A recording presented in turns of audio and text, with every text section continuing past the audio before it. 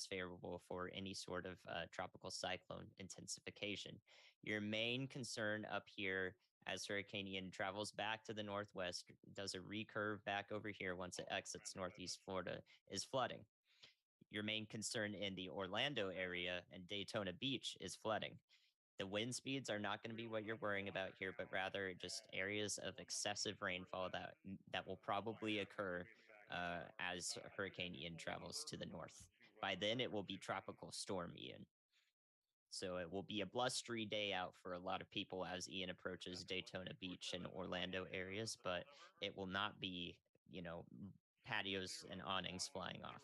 I hope not, at least. You might want to check your construction if it is at that point. I wish I could show you the current trajectory on here, but there's only so much I can do while I'm controlling Ryan's PC. It's a bit tough for me to work with it. So I am doing the best I can. And don't worry, Ryan will show you all that and more when he gets back. It's amazing that I'm even able to do this. Cape Coral is still on the southern edge of the eye wall. Is exiting the primary eye wall area. I imagine winds down here are now still very blustery, but we haven't received any major wind gusts from this area recently in terms of reports. So, I mean, if you're in Cape Coral still and you somehow are watching the stream, that's incredible. But if you're also relaying information to people there, it is definitely not safe to come out anytime soon in this area. We're still going to get some heavy rain wrapping around the western edge of Hurricane Ian's eye wall, and that will possibly impact Cape Coral area further because this is a slow-moving hurricane at the moment. Will the name Ian be retired? So the World Meteorological Organization retires names of hurricanes when they are extremely impactful, such that people are not going to forget that this hurricane happened, and they don't want to confuse a future, storm like, oh, I remember Ian. So, just looking at it subjectively, more than likely, Ian is probably going to become another retired name.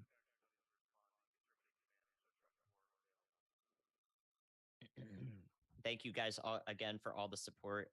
In case you didn't know, thanks to the views and the subs that this channel gets, Ryan does employ 3 degreed meteorologists, including myself. So I never would have expected to have a career based off of this, and to be able to deliver this to you guys is of utmost importance. Do I think the hurricane will speed up at some point? By the time it speeds up, it will definitely have already deteriorated to a tropical storm. And then it will, yes, the center of it will speed up, and as it goes offshore of Florida and back into the Appalachia area, the southern Appalachian Mountains. All right, I'm looking at chat, seeing if there's anything more to address in the chat. I can try to do specific locations, but it's impossible to tell everyone. I hope that you pay attention to the National Hurricane Center's track forecast. And of course, they've got the impacts lined up very succinctly there. We are here to reiterate that and also show you nowcasting stuff. That's a word you can attach to, is nowcasting, when we're forecasting the now. Essentially, that's what that means. Did you just laugh? Somebody just laughed at me. Was that you, Brian? He might still be here. Somebody's laughing at me in the background. Oh, man. Make sure you're chewing, Ryan. Chew and swallow calmly. Don't want you choking. I can't give you the Heimlich maneuver back there. Tampa's doing all right, guys. Tampa was thankfully spared from the primary impacts of this hurricane. It landfalled to the south.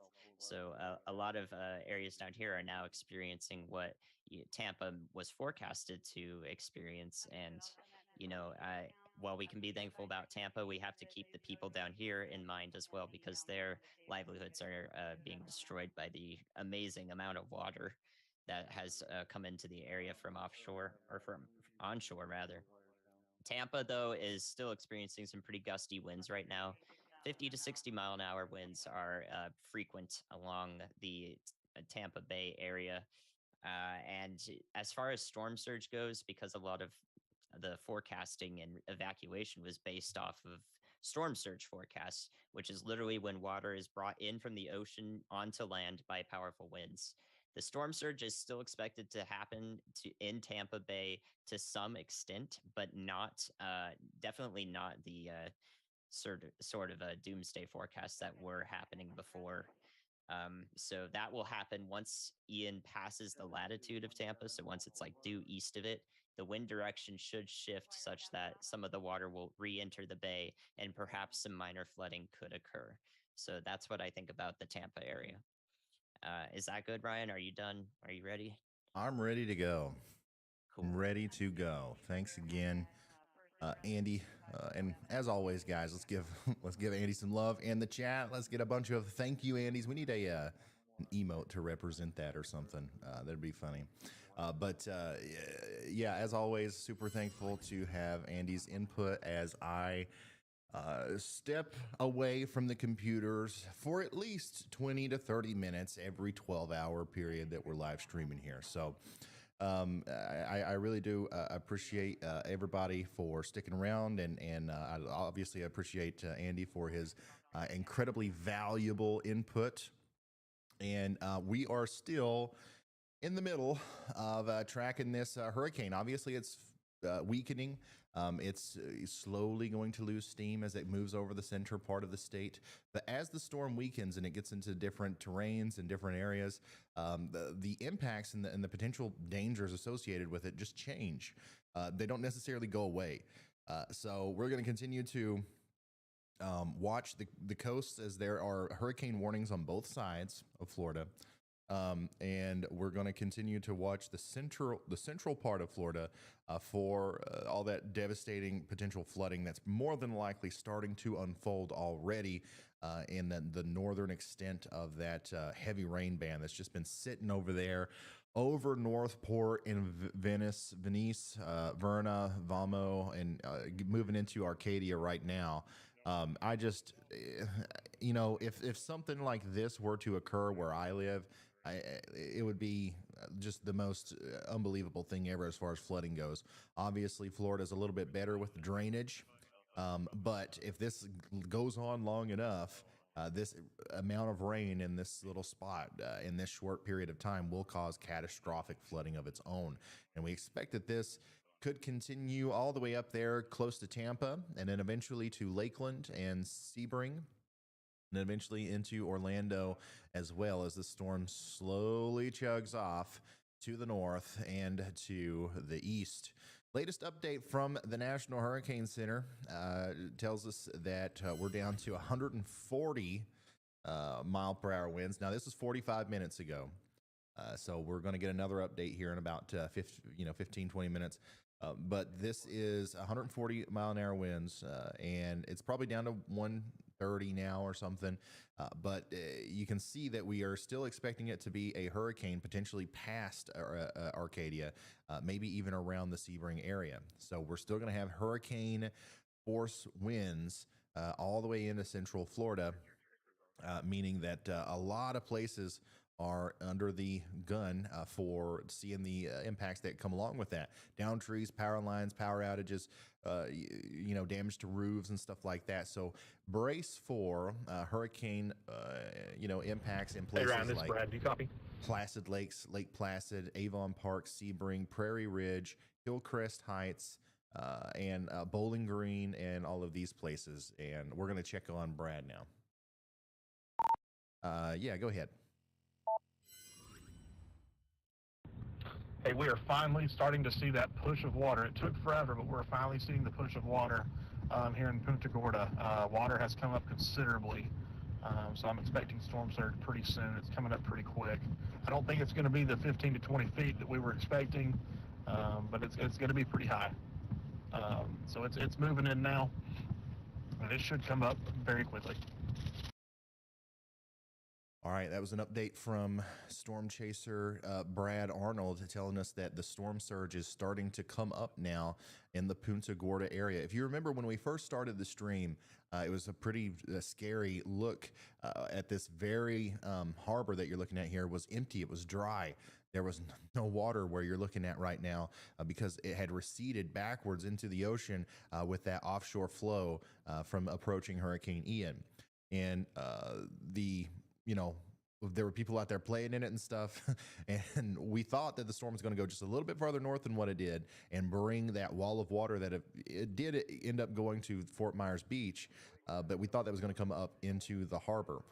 Now, maybe not the most intense storm surge, but definitely some bad storm surge is going to try to come into the harbor as the rear part of the storm comes through.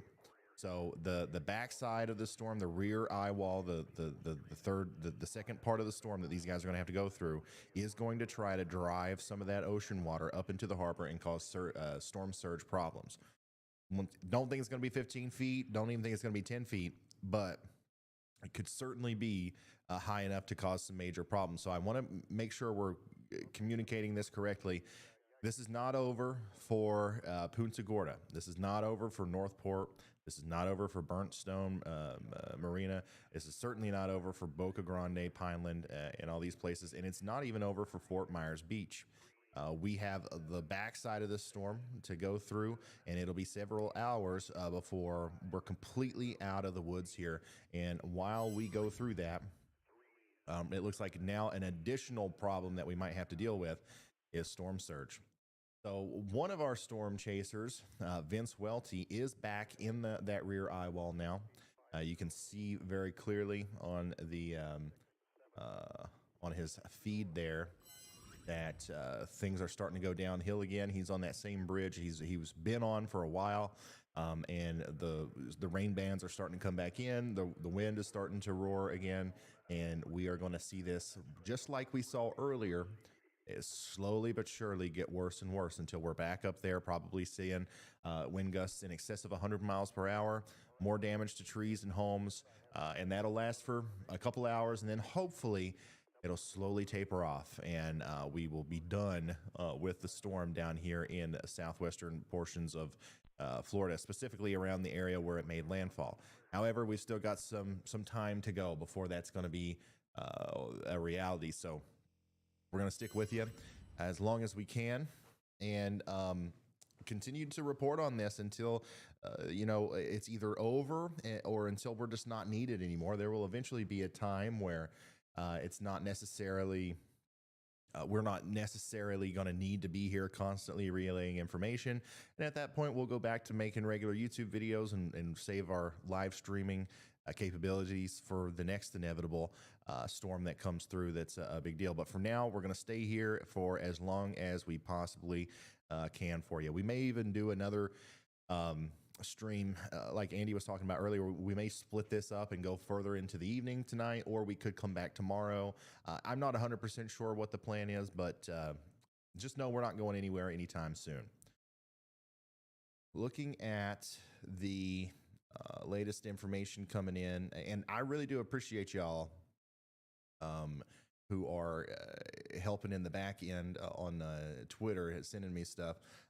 Obviously, it's a big collective, all of us working together to send out or get information out. But there's also some people who are kind of a little bit more closely involved in what we're doing here that help out. And one of those people is Riley, who's a college student. And this is his setup in his college dorm room. He's literally had to go out and get all of these computer monitors just to be able to keep up with all the stuff that I have to get his help with to make this work. So he's took a picture there of all of his computers and everything that he's got going on. And then of course we've got Kinsey as well, and we'll take a look at her insane setup. This is a requirement to be on the team. Pretty much, you have to have way more than one computer monitor, or it's just not going to work. We deal with too much information coming in to do this one or two monitor kind of deal. So winds are really starting to pick up now on Vince Welty's camera. You can see that, honestly, this looks almost more intense than a lot of what we saw on the front side of the storm. And that might be the theme here, and some of the strongest wind gusts might actually end up coming from this rear side of the eye wall as it comes into view. Once again, very strong winds are ripping through there at Vince Welty's location, which is just to the south of Port Charlotte and just to the north of Punta Gorda. He's on that bridge that separates them through the harbor there. And look at this. Look at this. On the Radar Omega app, I can actually pull up his sensor. And, ooh, that's really loud. Sorry. But I can pull up his sensor and I can see that it's 93 mile an hour wind gusts is what we're getting here from his sensor. 93.4, 85 sustained. 96.8. Holy smokes. So that's what we're dealing with here. We're going to check back in. I see there's 52 of you guys watching with me right now in the Radar Omega app. You'll be able to see Vince Welty's instruments update live here. And also, I believe that, I believe we got Brandon Kopic's stuff in here as well, but I don't see a anemometer on his. It's just the pressure. But he's also going through quite some, significant wind gusts here.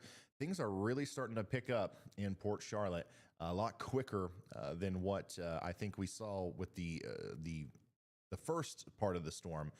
So unfortunately, this is going to go on for quite some time. We're going to continue to see these extremely dangerous wind gusts throughout probably the next couple of hours. And it's just, man, it's really ripping out there. Visibility is extremely low. Here's a view from Chris Hall, his view of the Brandon's car in front of him. And you can see that that's some very strong wind.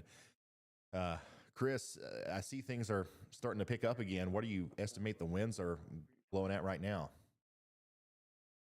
My goodness. Oh, and it looks like Bryce Shelton.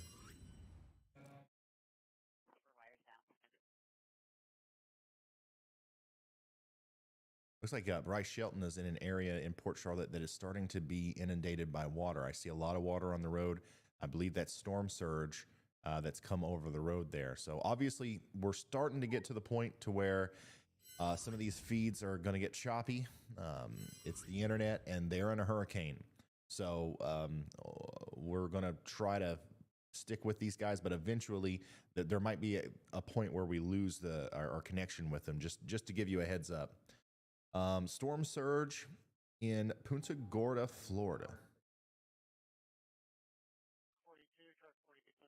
Wow, 106 mile an hour reading there. Wow, from Vince Welty. Once again, this is coming from the Radar Omega app. He's got his instruments on top of the vehicle. You are going to be able to see that as it comes in live. It's going to update live. Okay, so I'm going to turn this back up, and looks like we're starting to see some similar images, unfortunately, of the storm surge coming into Punta Gorda now and some of the lower lying areas. Look at this. A storm surge now inundating Punta Gorda, Florida, Hurricane Ian. This is some of the latest imagery coming out from that. And unfortunately, that looks very similar, to some of the images that we saw from Fort Myers just not too long ago. Look at that. Oh, boy. So we're going to keep watching that, and we're going to go back and forth between that and the storm chasers. And it is just getting nasty out there. Once again, if you're just now tuning in, we're watching the second round of Hurricane Ian unfold here in the Port Charlotte area. The backside of the storm is hitting with incredible intensity right now, with wind gusts well over 100 miles an hour. And it's actually driving some much bigger storm surge totals into the harbor here. So we're going to continue to watch this, but Port Charlotte, Punta Gorda, Harbor Heights, all these places along the harbor need to know that this is not over. In fact, we could be just starting to see what the impacts of Hurricane Ian are going to be for this area. So let's look back down on Bryce Shelton's. We've lost his feed, but the last frame that we got there is pretty concerning looking. He's somewhere in Port Charlotte. And the road is completely covered with water. You can see that the storm surge inundation is starting to happen in a big way there. Coming back to Ron, I don't know if you can see mine and Brandon's screens, but we can't see anything in front of us. We're getting extreme wind right now. Holy smokes. Chris, I mean, just from what I'm seeing, this looks a little bit more intense than the front side of the storm. Would you agree with that? Oh yeah, for sure.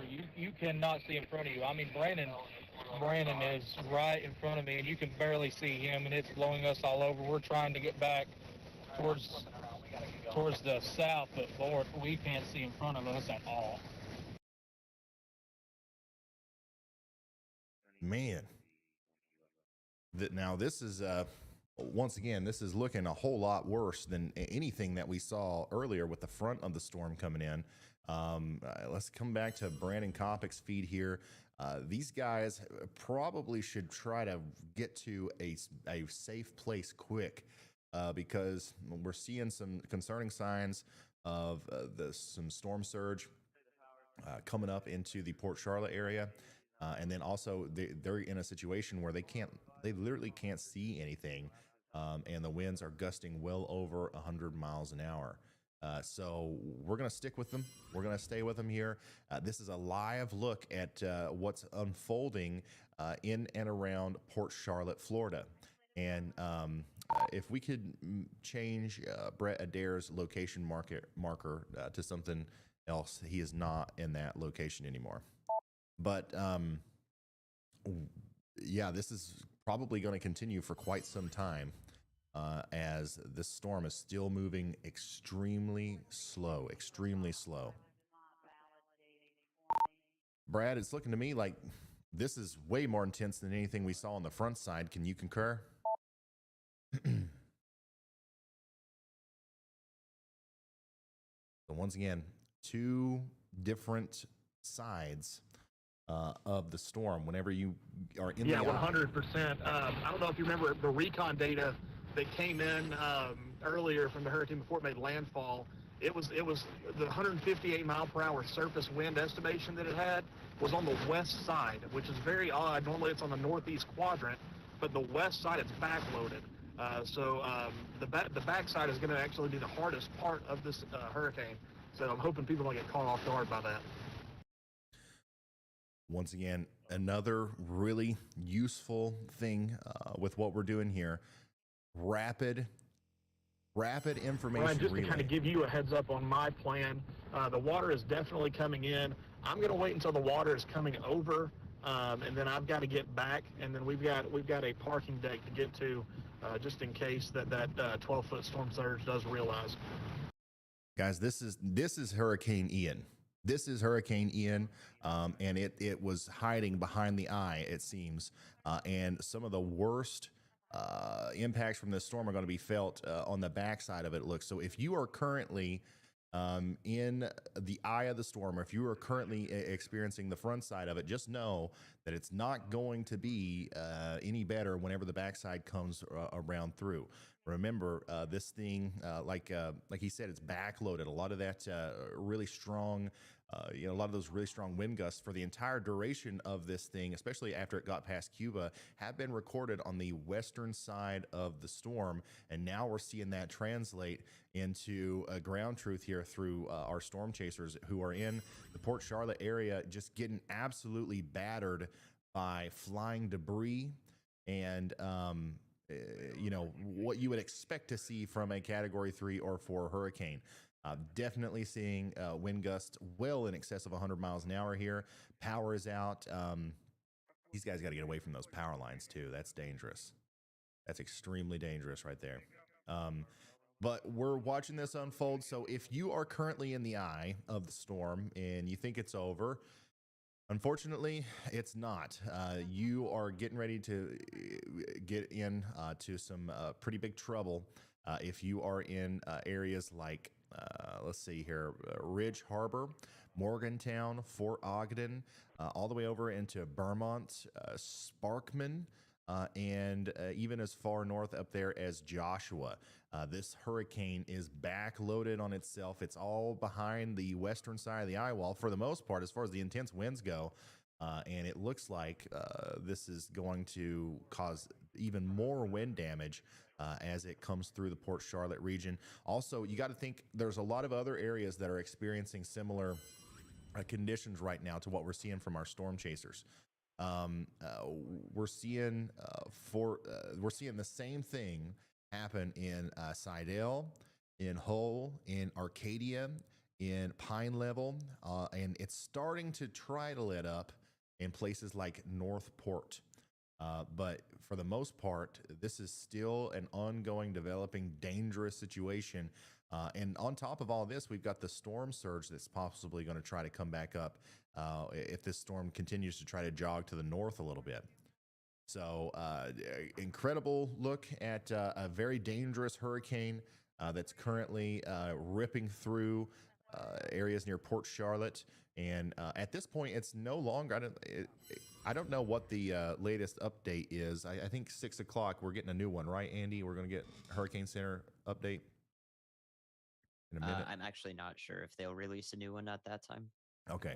All right. Well, I'm interested to see what the latest update is, because this still looks to me like it's a Category 3 or higher.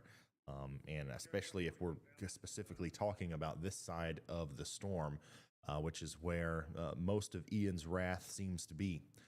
Once again, downstream, you are going to experience conditions like this, what you're seeing from our storm chasers here, or worse than this even, if you are in places like Aquiline, South Punta Gorda Heights, Tucker's Corner, Sparkman, Gilchrist, Lakeville. It seems like things have calmed down right now, and I understand that. You've probably been through hurricanes before where once you get through the front side, the back side's pretty bad, but it's usually not as bad as the front side. This is different.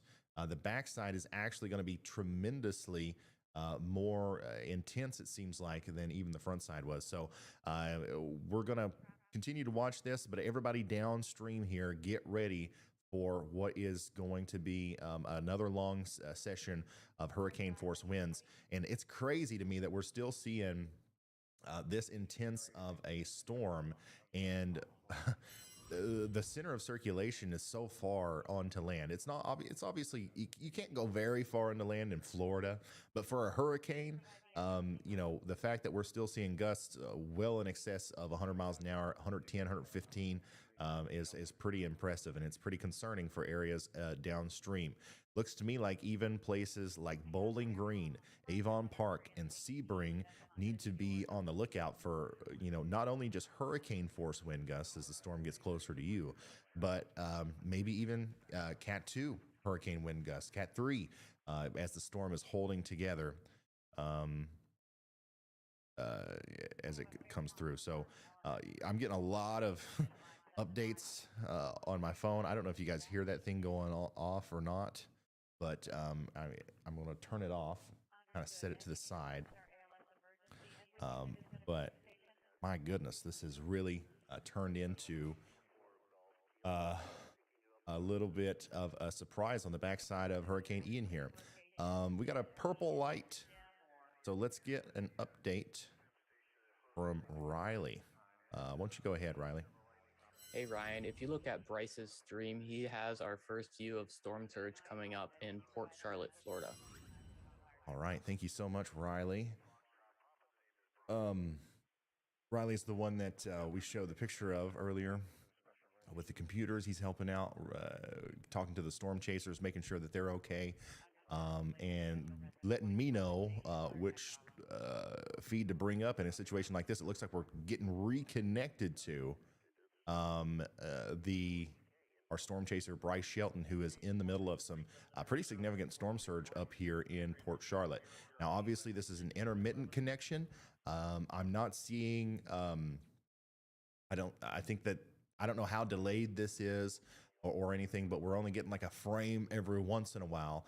but you can certainly see what's happening. A picture tells 1,000 words. A picture is worth 1,000 words, and you can certainly see what's happening there. And I believe that the waters are only going to rise from this point as the storm takes a little bit of a jog to the north. Vince Welty's on the move again. He's on the bridge between Port Charlotte and Punta Gorda. He is moving, I believe he's moving northbound. And I don't know how he's doing it. I don't know how he's seeing anything. But you can see that the conditions are absolutely bad where he is. And we're going to actually look at his sensors one more time and see that we're still seeing wind gusts sustained and gusting at around 72 miles an hour. I believe that it's probably higher than that, but obviously there's a little bit of a delay in the the sensor and the internet and all that stuff. So we definitely saw well over 100 mile an hour gust on his sensor earlier, and I'm going to keep that up in the corner of my view so that I can share that with you if anything else comes through. Widespread 110 mile an hour winds and higher on the backside of this thing are moving through portions of Florida as Hurricane Ian is ramping back up as the western side of the eye wall is really showing the full force of what's going on here, especially up and down Interstate 75. I mean, what you're seeing through these guys' cameras, like what Vince is going through, is the same thing that you would be going through if you were driving on Interstate 75 right now, southbound towards either Punta Gorda, or even if you were in Fort Myers and you were going northbound up towards Tampa. This is the conditions that we're seeing over a huge area on the very oddly the northwest side of this eye wall, which is normally not where we see the strongest winds, not even close. So we'll see how our storm chasers fare. We'll see how long this lasts here. But this is definitely going to be something that goes on for quite a while in places like Arcadia. You guys are seeing a similar picture right now. And, you know, the eye is going to go just to your south. You're going to be in that outer eye wall for a significant period of time. But the good news for you is that the longer we go forward in time, the less impactful the storm is going to be. So it's going to weaken. This storm is weakening, which makes you wonder, like, how intense was this side of the storm out to sea? Can you imagine being in that whenever the winds were probably gusting around 190 miles per hour? So let's let me see here. Oh wow. There's some also more pictures coming in that I'm trying to compile and relay for you. So we'll go over that as time allows it. We've got more flooding, still flooding in Naples. By the way, this is a more recent look at Naples. We got cars underwater. I don't know if you guys caught that or not, but that was the trunk of a car just kind of up out of the water there. And this is what we're dealing with as far as storm surge goes. It looks like we're going to see, I don't know if we're going to see a similar or a worse picture or anything like that in the Port Charlotte area, but it does look like things are going to get pretty rough up here with the storm surge, as well as we have seen multiple videos of the water coming out of the ocean and onto the street. Widespread flooding going on in all these places. I'm trying my best to show you everything that's going on, but there's a lot of stuff that I could probably kind of glance over until we have more time to kind of focus on it. But man, here's a video from Bill, who's also in the Radar Omega app, who's in this around the same area as the rest of our storm chasers. So this is some of the intense winds coming on the backside of Hurricane Ian.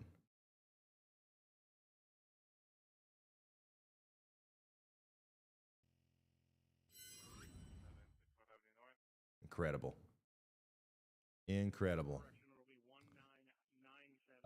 Storm surge is still causing major problems. In the Fort Myers area, the Fort Myers Beach area specifically. Here's another picture from earlier today. This is on Park Road near Edison Bridge in Fort Myers to show the overall scope of the storm surge that we're dealing with there. So that is an update on that. Let's get an update on the radar. What's going on? I mean, is this moving? Which direction is it going? Who's next in line?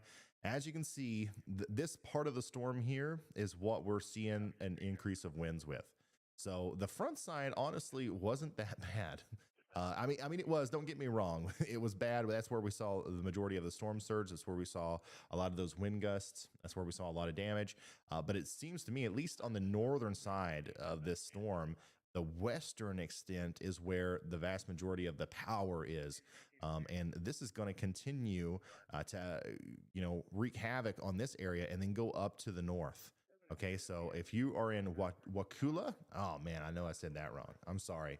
But Wauchula, Bowling Green, Avon Park, Sebring, Arcadia, Limestone, Gardner, or any of these places, you're next in line to see the incredible power of Hurricane Ian, which you can see through Vince Welty's camera here. And once again, we're looking at his instruments. He's seeing gusts over 90 to 110 miles per hour, which is just insane.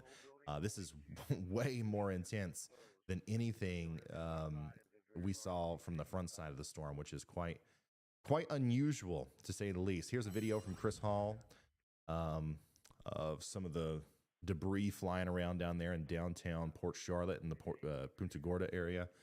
You can see the winds are still ripping. They're still ripping in and around this zone. I don't know if they're in a place that's extremely susceptible to storm surge or not, but they have very smartly positioned themselves next to a big parking garage so that they can get the heck out of there, get the higher ground if need be. Last frame that we got from Brad Arnold looks pretty concerning. Oh, there we go. Okay, we're loading up again. You can tell that he's in the thick of it. Brandon Kopic's got a view here, and really Vince is the only other one where Bryce and Brett both we've completely lost. We don't have service from them anymore, but we will get them back shortly, I'm sure. Let's see here.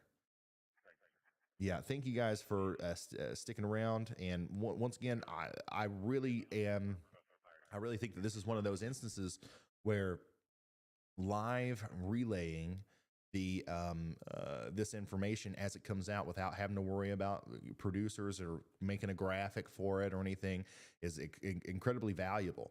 The people out in front of the storm need to know what the backside of it looks like.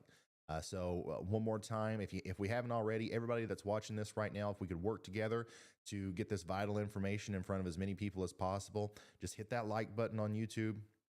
And that'll tell YouTube to push this out to some people who maybe need to see the information. I'm afraid that there might be somebody out in front of this thing who thinks that it's over or who thinks that the worst of the storm has gone by. And we need to let them know that there's a sufficient risk in having that mindset right now, because it looks like a lot of the power from this storm is actually on the back side of it. So hit the like button. And then maybe even if you have time or if you want to share this on Facebook, Instagram, Twitter, and all the other social media sites. All right. So back to looking at Storm Chasers feeds here. It's getting hairy out there, but it's still everybody's safe. It looks to me like everybody's safe as far as our Storm Chasers go. I think Brad is getting dangerously close to being there where the storm surge is about to come up. So I'm sure that he's about to turn around and get out of there. But everybody else seems to be in a good position. Brandon and Chris have positioned themselves in a good spot. And then Vince is right there at an intersection where he can go either way. So I think that these guys are going to be okay. And I'm just so happy that they are in the position that they're in to allow us to really inspect and understand what the other side of this storm actually is looking like. And once again, Arcadia, this is going to be coming. This is, if you're not seeing these kind of conditions yet, this is probably similar to what you will see here soon. Same thing up there in Fort Ogden and Hull. Get ready for the detrimental impacts of the rear side of this storm. Oops. All right, let's take a look at this video from Brandon Kopic here.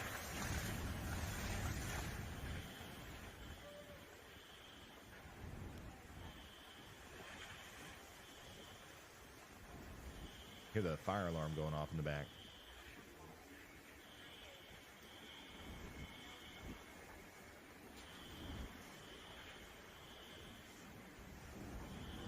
Just look at the debris everywhere. When that rear eye wall first came in, it came in quick, and with probably some of the higher gusts that we've seen from the entire thing. Wow.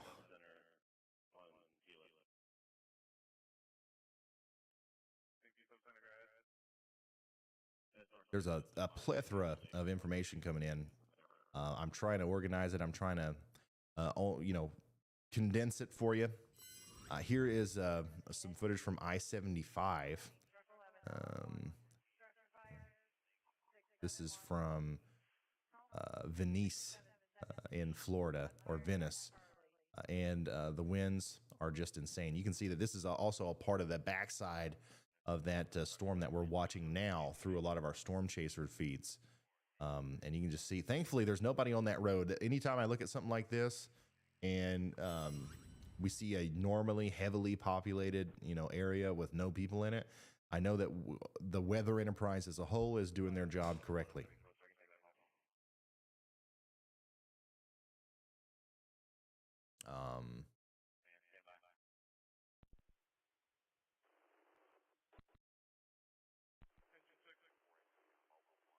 Here, the latest extreme wind warning that was issued, just in case anybody didn't see this.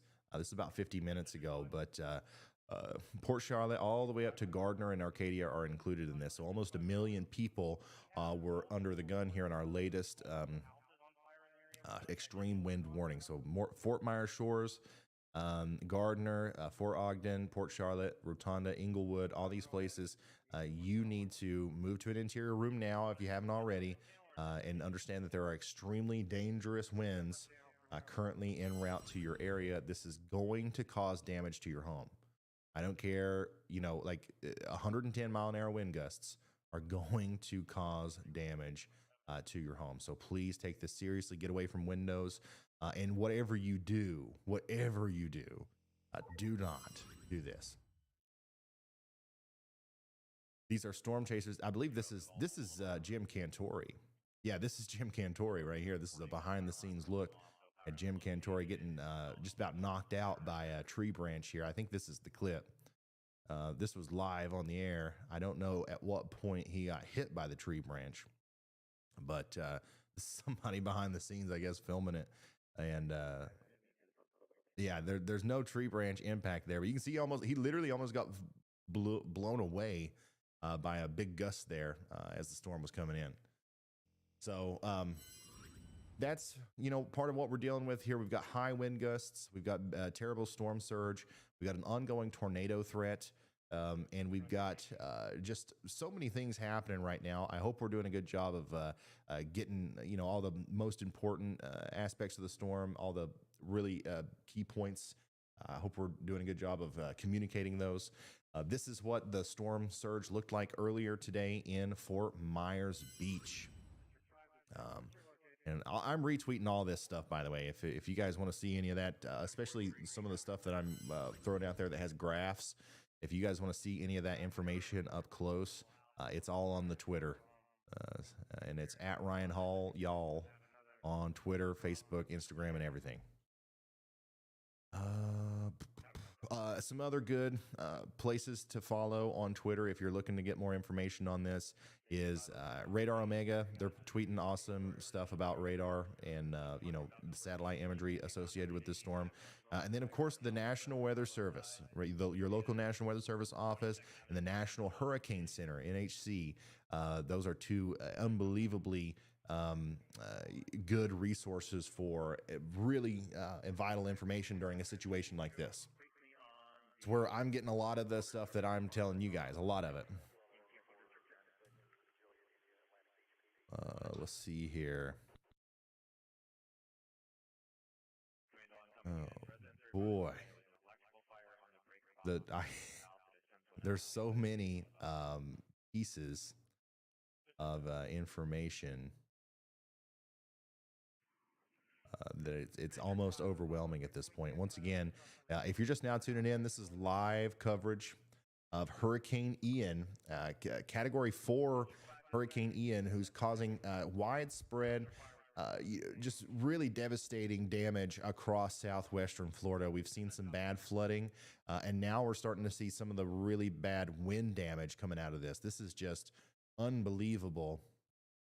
Some of the shots that we're seeing coming out of this place. This is a 100, 110, maybe 120 mile an hour wind gusts coming through here, knocking down trees, tearing the roofs off houses, and blowing things over. We've got a fleet of storm chasers out there trying to give us the latest information, but we are starting to get to the point where we're losing connection with them intermittently. But we've got an update from Riley. Go ahead, Riley. Hey, Ryan. Speaking of storm chasers, I just spoke with Brad Arnold. He said that he thinks the storm surge is delayed because it all went out. So he's sitting there waiting for it to come back in. But he said visibility is an issue, but he's going to stay there as long as he possibly can. All right. Thank you, Riley. So Brad Arnold's going to sit there and wait for that water to come in, which once again, I hope he stays safe. We want him to do everything he can to remain safe.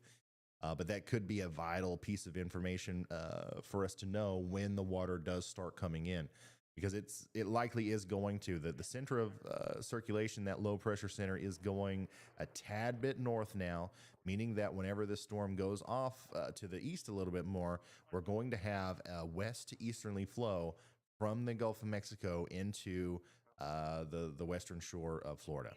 So we're going to watch that as it continues to unfold. And thank you, Riley, for the update. By the way, Riley's one of the people that helps me communicate with the storm chasers without necessarily talking to them directly, so that if there is something that's like really panic inducing that happens, we don't have to have that conversation right live on the air, because we don't want to have 70,000 people just start freaking out. That's really useful during tornado situations when we cover tornado chasing.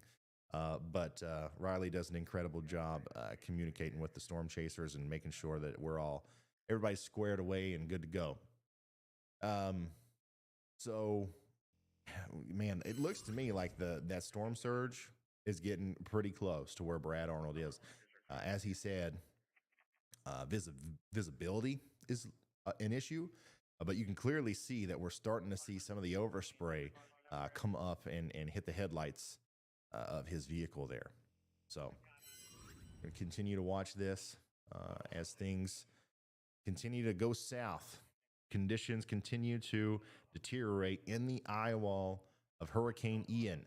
Similar conditions to what we saw just a few moments ago from Vince's stream and Brandon's stream are being felt in Arcadia right now. Hopefully everybody is, sheltering in place. If you decided to stay back, if you didn't evacuate, hopefully you are just hunkering down. This isn't going to last forever, but it is going to last a while. So even if you only get, and this is crazy to say, but let's say you only ever get 100 mile an hour winds. If that goes on for an hour, the amount of damage that happens from that versus even just a couple seconds of 150 mile an hour winds is quite insane to think about. So, just think about it. The longer the storm lasts, the less we're worried about maybe the overall sustained winds and just the fact that we're going to have such strong winds for such a long period of time. Here's a look just a couple minutes ago at downtown Fort Myers. So this is not Fort Myers Beach, y'all. This is now we're talking about the water coming into downtown Fort Myers, according to KJ here, who seems to be a resident of the area. So the storm surge is a growing problem, it seems, as the angle of the storm changes and as it progresses.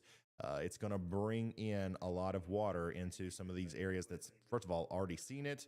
And a lot of places that haven't seen it yet are getting ready to, as the angle of approach from those rear winds are going to throw the Gulf of Mexico pretty much onto land in some of these areas. A little bit more explanation on that. When we saw the storm come in, we saw a lot of the water from the Gulf come towards Bonita Springs and Cape Coral in this area, leading to the devastating storm surge that we saw there. Now that we're seeing the storm kind of exit like this, we're going to see the winds drive the waters into places like Port Charlotte and all of these places right in here.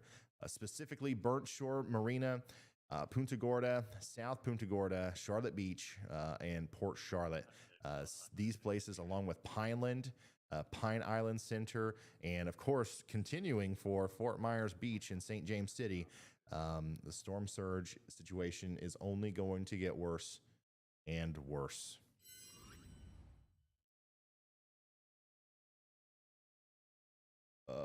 Let's get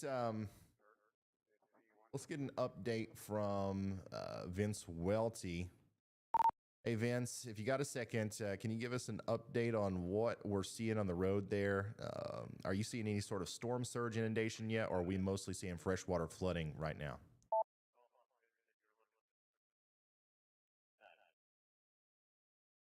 I don't know. So I was just sitting by next to Brad, and we were getting 60 to 90 mile per hour wind. I just went through some ponding, but it's really hard to tell what's what because it's a little bit disorienting here because you can really only see about 5 feet in front of you, so I'm not sure. But the back half of this hurricane is a lot worse than the front, so that's for sure. Use caution. This is getting pretty dangerous here. May have to head south. There's significantly higher terrain. Oh, here comes a big wind gust. Significantly higher terrain here to the south that we measured, so I may end up going that way.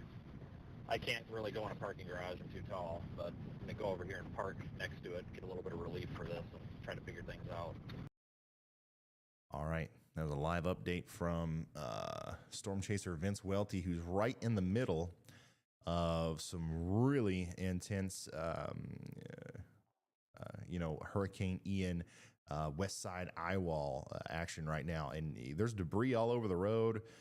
I mean, seriously, there's going to be a lot of wind damage here. You can't see it now, but a lot of the windows are blown out of those buildings. There's a lot of roof damage to those buildings. This is what unfortunately, several millions of dollars of damage looks like as it's unfolding. Daylight, and of course, the day tomorrow will reveal likely more of exactly what's going on here with some of the damage. But man, the winds are really ripping there on the western side of this storm, and we're several miles inland, man. This storm it's weakening, but still it's a beast. And we're going to continue to see this all the way through the next several hours in places that are under that severe or extreme wind warning. Let's get an update from Brad.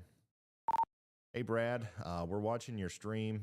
It looks like the water is coming closer. Is that in your headlights? Whenever we see the big splashes, are we seeing overspray, or is that just some bigger bursts of rain?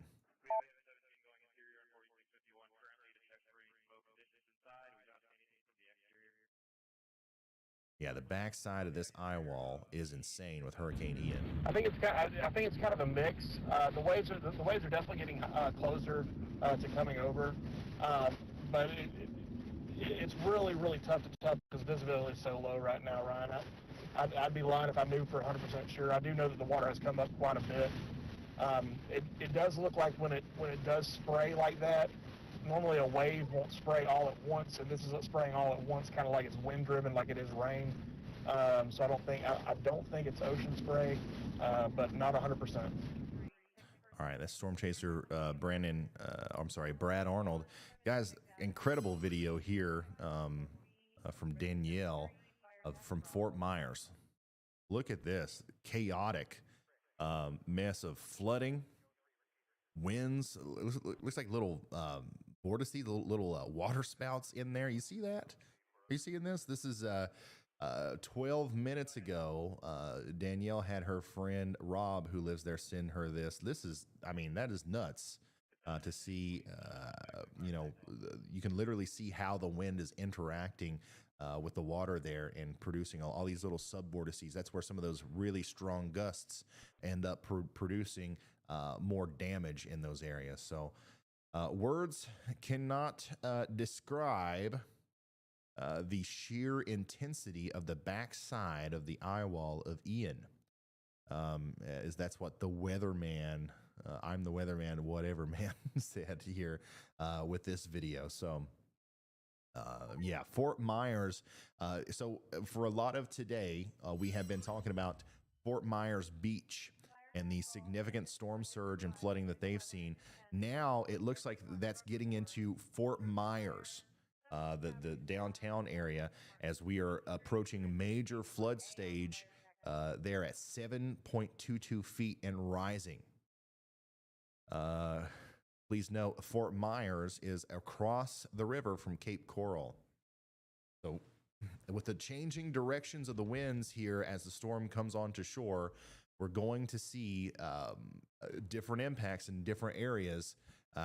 Start seeing the wrath of Ian here, and it looks like the storm surge is making it into downtown Fort Myers now.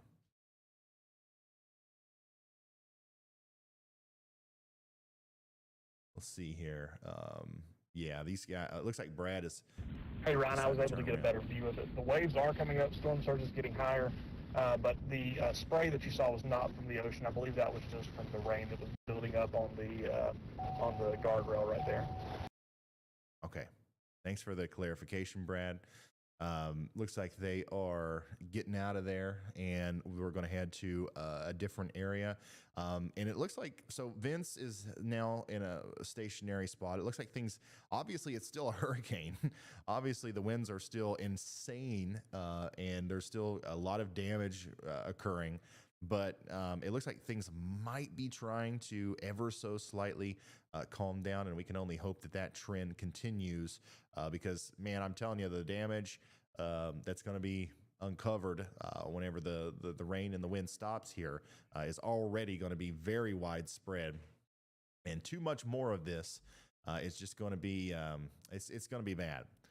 So this is a live look at Hurricane Ian with our team of storm chasers and our, endless amount of data that we're able to access thanks to the National Weather Service and thanks to Radar Omega, which is the app that we're using to show you this storm through radar and through 3D imagery like this, where we can literally look at Hurricane Ian from every angle and dissect it and show you what's going on with it. Watch how this thing had one of the largest and well-defined eye walls you'll ever see, and then as soon as it hit land, it started to fall apart. That's what happens with storms like this. There's nothing uncommon about that. But what is kind of uncommon is how still well-formed it is. Like this thing is still a major hurricane, and we are several miles inland now. So, some of these really strong winds are still going to be with us as the storm approaches Orlando. And look, the latest update still shows this is a Category 4, 130-mile-an-hour hurricane. By the time this gets to areas north of Sebring, right here in the middle of Florida, this is still going to be a Category 1 hurricane with gusts at 105 miles an hour, guys. Listen there. If we're in Bowling Green, Hillcrest Heights, Frostproof, Winter Haven, Davenport, St. Cloud, any of these places, it's very likely that even you will see hurricane force wind gusts as this thing comes closer and closer to you. I don't know when we're going to see significant weakening. We are seeing significant weakening, but I don't know when exactly this is going to drop below hurricane status, but it'll probably happen somewhere right around Orlando. So everybody in Central Florida needs to hunker down and prepare for some insane winds tonight. As some of the storm chasers have stated, words cannot describe the sheer intensity of the backside eye wall of Ian. Of course, we're going to keep you updated on the storm surge as well. Here's a video from Zach Hall, one of the storm chasers that's actually out there with Brad Arnold. At some of the really intense winds. I mean, man, it's unbelievable how much more intense this side of the storm is than the front side was. This, once again, this is Hurricane Ian right here. We'll see. Back over here. We are now at 1.5 million people in Florida without power. 1.5 million people in Florida without power now. That number is only going to continue to rise. I wouldn't be surprised to see that go over 2 million here before too long as this storm, the wind field kind of expands a little bit out farther into the rest of Florida. Yeah.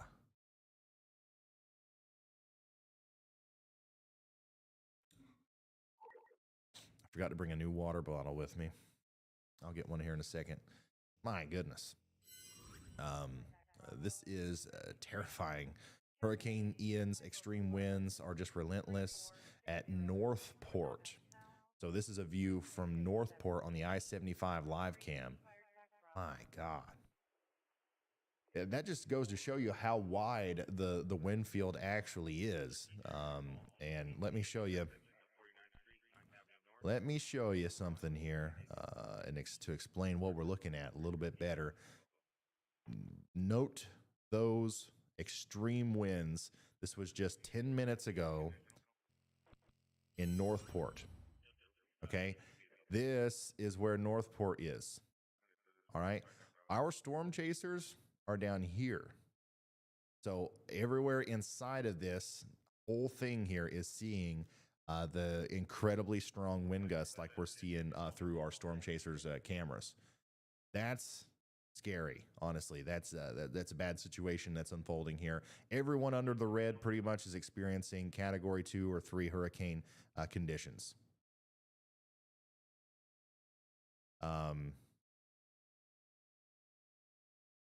So we're going to continue to watch that as it goes up to the north and to the east. And we're going to go back and forth to the storm chasers as well, who looks like Brad has found himself back in the middle of the madness, very close to Brandon's location. These guys are all right here at the intersection of Punta Gorda, Solana, and the Port Charlotte area.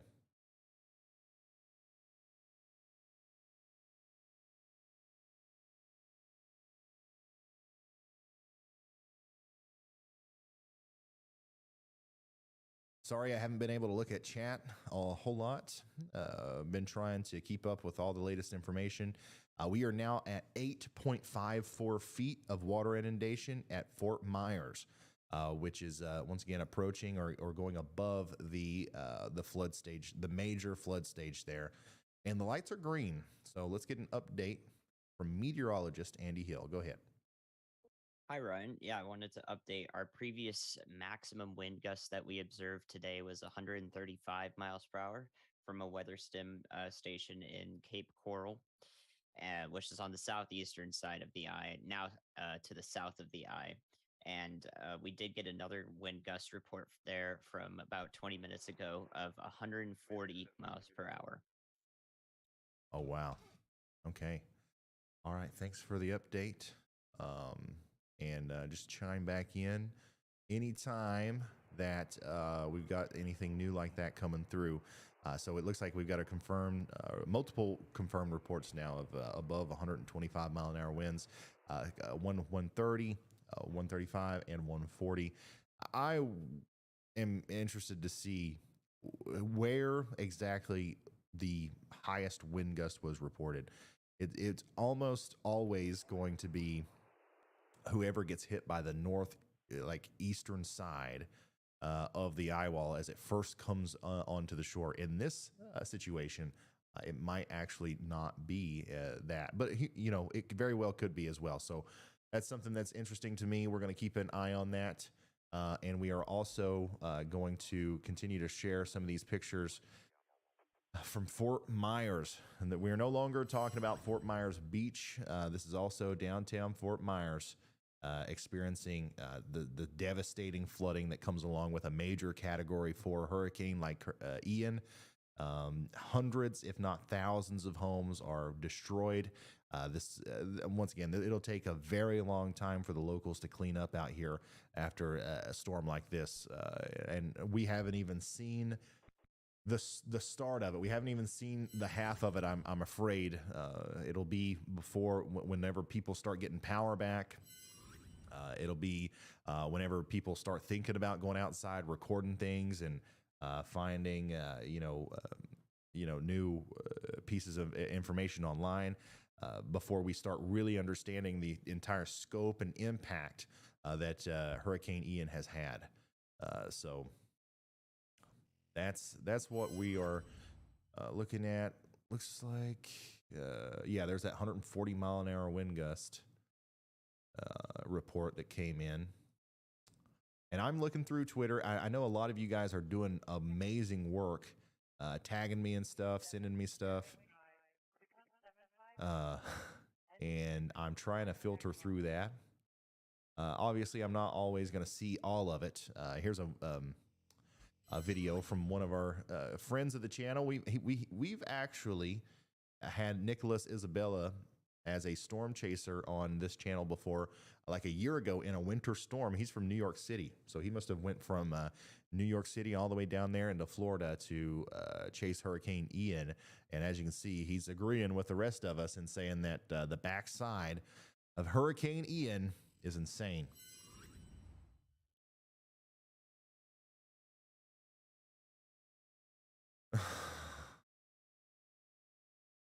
You guys are funny. Reed Timmer's safe. Reed Timmer is safe and sound. I think the Dominator 4 is not. It's not. So, his car got pretty badly damaged by some storm surge inundation there. Okay, so we're going to talk a lot about Fort Myers and Fort Myers Beach. Here's a video from Fort Myers Beach about 3 hours ago. So you can see that we saw a lot of flooding, a lot of the storm surge situations going on down there. But Fort Myers now, the downtown area, is starting to experience some of these same impacts. Hurricane Ian has become a record-breaking hurricane for Fort Myers as storm surge flooding has eclipsed 7 feet and rising. The impact of this storm is truly life-threatening. Don't venture into floodwaters. Stay informed and safe. This is the most storm surge anybody alive today has ever seen in Fort Myers. If you're 90 years old and you think you've been through it all, you haven't been through a storm like Hurricane Ian. And the only reason I try to, use that language and reiterate that point is just in case there's still anybody out there who thinks that this has been an over-exaggeration and is wanting to maybe, disregard some of the warnings.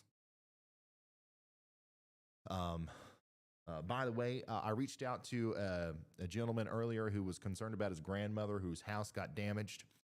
He got back to me and he says, I've got people trying to get to her whenever it's safe enough. So it does look like there's going to be some people actually helping Alan's grandmother, the 76-year-old.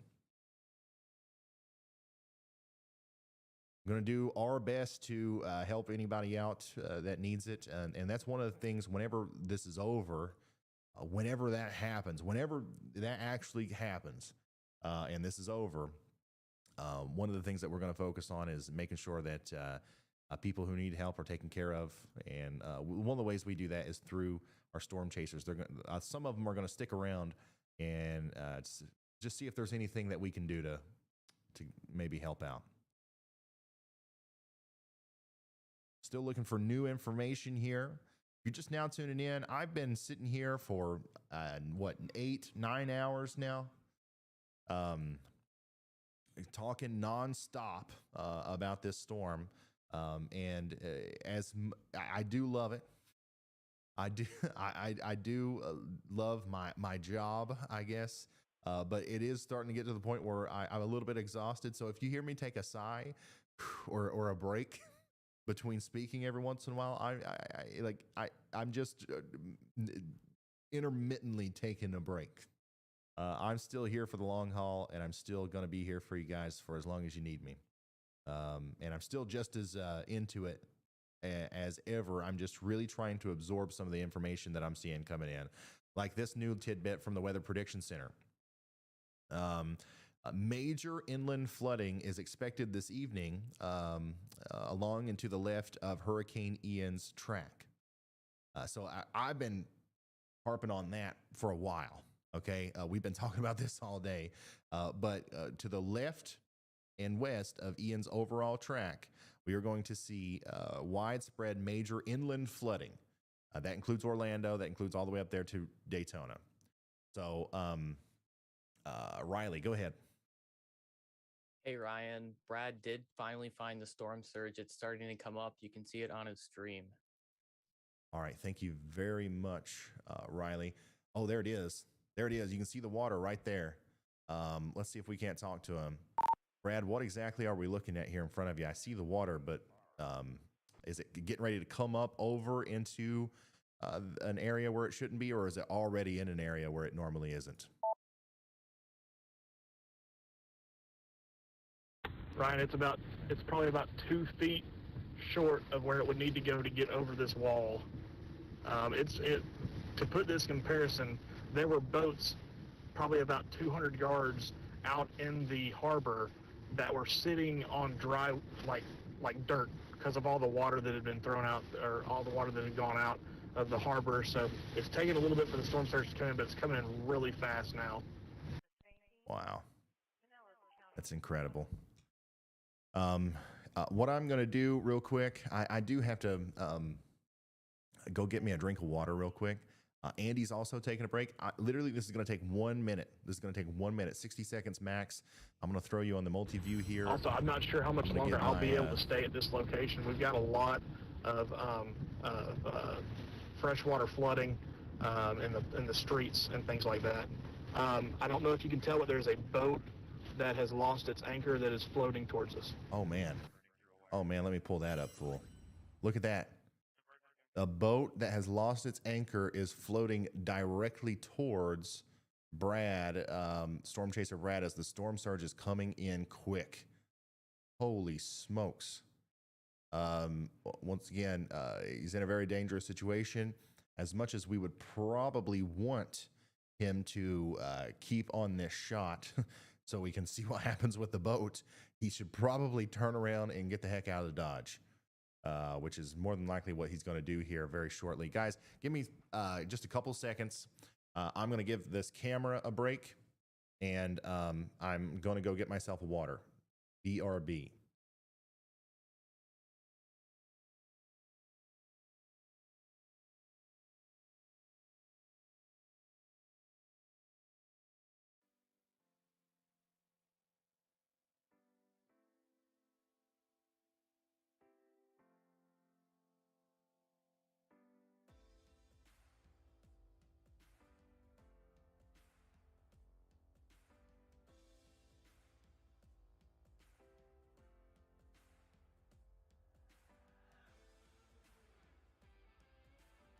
To maybe even 25 inches of rain, where roads will be completely impassable. rain totals that we haven't seen. We have not seen. These are record-setting rain totals if we were to see that. And Brooks, Ryan, we will continue this? to watch for that threat of tornadoes that will continue to this evening and possibly tonight, with that tornado watch extending until 1 a.m. Yeah, I was looking at that rain core and the Yes, National sir. Weather Services. We're watching. It looks like it's going to come right up to you there. Yeah, my main concern is that it's attached to all these high-tension power lines, the cords that are holding them in the ground. I hope they don't snap. That's a really good point. If you need to get out of there, get out of there. But at the same time, it's fascinating to see the power of Hurricane Ian here, as it's literally driving boats into the land, in the same way that it's driving a lot of the sea towards the land, as we continue to see this situation unfold. We're seeing hurricane force wind gusts from Sarasota all the way up to let's see here, Lake Placid and Sebring. Man. How long you plan on staying there, buddy? I know he needs to leave. I don't want to make him make any rash decisions, though. I don't want to be like, get out of there, go. It's got to be his decision, because he is the one that's been doing this for so long. Well, the smart person would probably say when they start seeing boats come to shore, that's probably the time to go back. I'm probably going to stick around here for a little bit longer. Storm Chaser Brad Arnold. Once again, these guys are crazy. We don't condone the actions that they take, but we are thankful that they take them sometimes, because once again, we wouldn't have known just by looking at radar, I don't think, exactly how intense the backside of the storm actually is without our storm chasers on the ground. And now hopefully we've effectively communicated the dangers and the risks associated with this to everybody downstream, the hundreds of thousands of people of downstream that are going to experience the same western side of this storm. So lots of information coming in. Lots of new updates coming in from the National Hurricane Center, National Weather Service. So we're gonna watch Brad's feed here as that boat gets closer and closer, while I go over some of this other information. That's nuts. That is nuts. He's got to get out of there. It's literally getting hung up on. It's getting hung up on the power lines there. So the only thing holding it back at this point is the power lines. And I definitely see some overspray. That water's coming up quick. They've got to get out of there. But anyways, some updates from the storm or the National Weather Service, the Weather Prediction Center. We still got a high risk of excessive rainfall and flash flooding this evening. We're going to see widespread freshwater flooding in a lot of central Florida today. That will lead to some really bad, potentially catastrophic inland flooding as we go forward. Let's switch over to Brandon Kopic real quick, because he's got dude, don't drive under that. Don't drive under that. Please don't drive under that. That's literally just sitting there, right? Anyways, Brandon Kopic's also in Punta Gorda, Florida, giving us a live look at some of the damage that we're seeing here out in and around the streets. So I just wanted to make sure we saw that. And now let's go back and look at the boat. Once again, this is a live look right now at Brad Arnold, who's up against the shore here, watching a boat potentially float ashore right in front of him. Hopefully, once again, he's got an idea of how he's going to get out of there. He's got an evacuation route. He's got a backup plan. As soon as that water starts coming up and over the barrier there, he's going to hightail it the other direction, because he's not going to have much longer after that before the flood really starts taking over. Look at that, man. The power of water and wind. That is one of the most insane things you'll see right there. My goodness. This is once again the backside of Hurricane Ian is proven to be the true it's proven the true power of Hurricane Ian. It looks like he's leaving now. He can only stay and look at that really interesting situation for so long before it got dangerous. So now they're making the very smart decision of turning around and getting the heck out of there. Once again, if anybody's wondering what we're looking at, if you're just now tuning in, this is a live look at Storm Chaser Brad Arnold's feed, who is near Punta Gorda and Port Charlotte. And he's giving us a live look at everything that's going on here. Here's another look at a very close proximity. This is Brandon Kopic's view of the storm. And these guys are still in the eye wall of the storm, but just a little bit farther to the north and to the east, things are calming down a little bit. So, you know, you go back and forth between, in a situation like this where the storm moves so slow, you got to go back and forth from being in the eye wall and being in the eye. And of course, Brad is in the eye wall right now, which is just proving to be incredibly dangerous. Oh, look, that's that same sign that Kopic just came across, but from the other side, and he's actually going to go under it. Oh my God. Once again, I can't, we shouldn't do that. I'm going to tell Kopic, it's official. You are smarter. You have a higher IQ than Brad Arnold. Write that down, mark it down, keep it noted. But once again, these guys are out here documenting some of the bad situation that's unfolding from Hurricane Ian. And, you know, sometimes we can have fun with it, but what they're doing overall is important.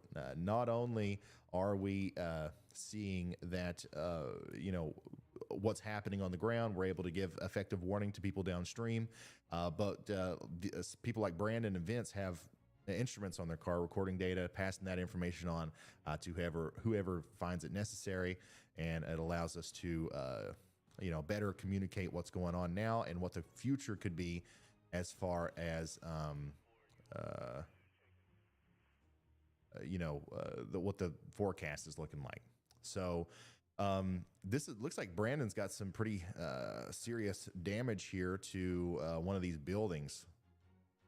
And then there's a lot of damage in front of Brad Arnold here who is continuing to try to find his way out of here. One of the reasons, more than likely, that Brad Arnold is driving through some of these pretty nasty conditions and probably some situations that you normally wouldn't want to is because he actually does have to get out of here. It's not safe for him to be in this position that he's in, so he has to get to higher ground. And sometimes if you're in the middle of a hurricane, sometimes you have to drive under a sign that's fallen down in order to make that happen. So let's see here. I'm gonna continue to keep these guys' feeds up so you can see what's going on here. But I've got to go back to kind of also interpreting some of the new information from the National Weather Service and relaying that to you, and then also looking at the radar some more. And then, of course, I'm also looking at Twitter. I know you guys are sending me so many reports and you're tagging me and stuff. I'm so appreciative of it. I'm going to try to compile as much as possible and give you some pictures and videos of what's going on out there. Still, I want to reiterate one more time. I know that I've repeated this a lot, but I want to make sure everybody understands this. Major inland flooding is expected this evening along and to the left of the track of Hurricane Ian's overall track. That includes Tampa. That includes Orlando. That includes Lakeland. That includes Barrow, Rockledge, Titusville. All these places are in the path of a rain band that's going to lead to catastrophic flooding. Go ahead, Riley. I did not change the light colors. I don't know what's going on. My interface just bugged too. Oh, okay. I saw the lights go purple. I think that's the first time that's ever happened. We had an accidental light change somehow. But usually when the lights turn purple, that means we got to talk to Riley, who has some sort of update for us from the Chasers or something like that. If you're just now tuning in, that's another thing to keep an eye on is the lights behind me. When they're blue, it's cool, right? When they're green, that means we got to talk to Andy, meteorologist Andy, who's got an update for us. When they're orange, we have some sort of breaking news, and when it turns purple, we have some sort of other update. Very unique system that we've come up with here over the year of trying to do this whole live broadcasting thing on YouTube. Anyways, what was I talking about? Oh yeah, major rainfall is falling in our Arcadia, Fort Meade, all these places. It's going to continue to fall at an incredible rate as it carves a path up through Florida. That really bad flooding is going to take place. And it's not even just associated with the ocean flooding. That we're also going to be talking about just river flooding, potentially record-breaking historic river flooding through a lot of central Florida. Brad is the definition of the Florida man. He's from Alabama. He's from Alabama. And all of our storm chasers they do this. This is like what they do, right? They're professionals. They've been doing this for years. They're all either meteorologists or, trained storm spotters. We would never just give a camera to some person's body and be like, hey, go do this. This is what every single person that you've seen today working with us, Chris, Vince, Brett, Bryce, Brandon, Brad. We got a lot of B names on the team today. But anyways, all these people are, they would be out here whether I was live or not. They would be out there storm chasing whether I was here to showcase their live stream or not. And that's how I actually found them. And that's how we ended up working together. I was like, hey, you're going to be out there anyways. Let's work together to try to better communicate some warnings for people. So yeah.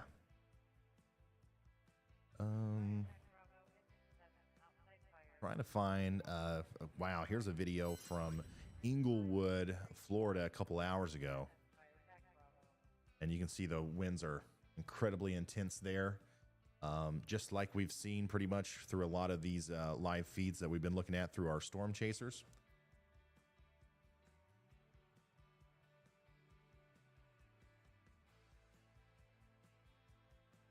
A lot of people in the chat are saying, can I become a storm chaser? I think we're good. I think we're, all the guys that we work with, I think we're good. I don't think we need any more. We'll let you know, though. We might do applications or something one day. Lots of other storm chasers in the area are reaching out to me, messaging me, telling me their experience on the backside. Somebody just said, holy crap. The back half of this storm is way stronger than anybody expected. And that's definitely true. The backside of Hurricane Ian has been the powerhouse. It's been Hurricane Ian. The front side was bad enough, lots of damage, lots of really strong wind gusts, and the surge was really bad. But this backside is just a whole nother beast. Whole nother beast.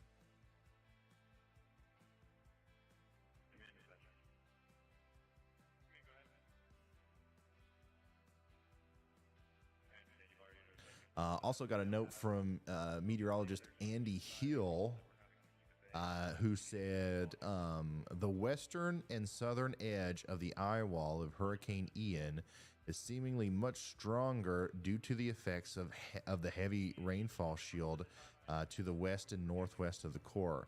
Precipitation loads onto the downdrafts and accelerates them as they rotate counterclockwise. So one of the reasons why the backside of Ian has been so much more intense is because a lot of the weight, I guess, of the precipitation is helping to bring down those upper level and mid-level winds closer to the surface. So you can see it's backloaded. All the precipitation really is on the backside of the storm, and that's helping. The winds are pretty much equally strong all around the center of the storm, above the surface, but the rain, the precipitation on the western side is helping to mix down that those impacts closer to the ground, and that's why we're seeing such crazy kind of footage. And I completely lost my train of thought there. That's why the backside seems so much worse. 7 p.m. update from the National Hurricane Center. Ian is battering the Florida Peninsula with catastrophic storm surge, winds, and flooding. A NOAA National Ocean Service station near Fort Myers recently reported a water level greater than 7 feet. And a University of Florida Coastal Monitoring Program wind tower recently reported sustained winds of 64 miles an hour and a gust of 104 mile an hour. That's pretty far displaced from the actual center of the circulation as well. And a private weather station near Port Charlotte reported a sustained wind of 115 miles an hour and a gust over 142. So now that's our new record wind gust for the day so far. Will not be surprised to hear about more of that as time goes on. Here's a time lapse. We've seen a lot of these today, but this one's of Fort Myers, not Fort Myers Beach. This is downtown Fort Myers as the storm surge came in to the streets. Now, significant flooding is still ongoing in Fort Myers, okay? But this is what it looked like as it was first coming in. Look at how quickly the roads are filling up with water. It starts with the roads, and then it gets into people's yards. It gets into those alleyways, and then eventually the whole area is a lake. And that's what we're dealing with right now in Fort Myers. Oops, lost it. We'll try to find that again and complete that for you. But here's a really unfortunate photo from, let's see here. I don't know exactly. Oh, Naples. This is from Naples Fire Department. Chest deep in water as they perform search and rescue in this terrible flood situation. Man, I really want to finish that time lapse. I don't know where it is. I don't know where it went. There it is. Where were we? About halfway through. Yeah, you can see how quickly the water came in, and it's continuing to come in even as I speak. Eventually, though, when the winds change, we'll see that start to go down. But unfortunately, the damage has been done to a lot of the buildings and residential areas in the Fort Myers vicinity. So when it goes down, we'll just be left with some of the residual effects of the flood that happened here, thanks to Hurricane Ian.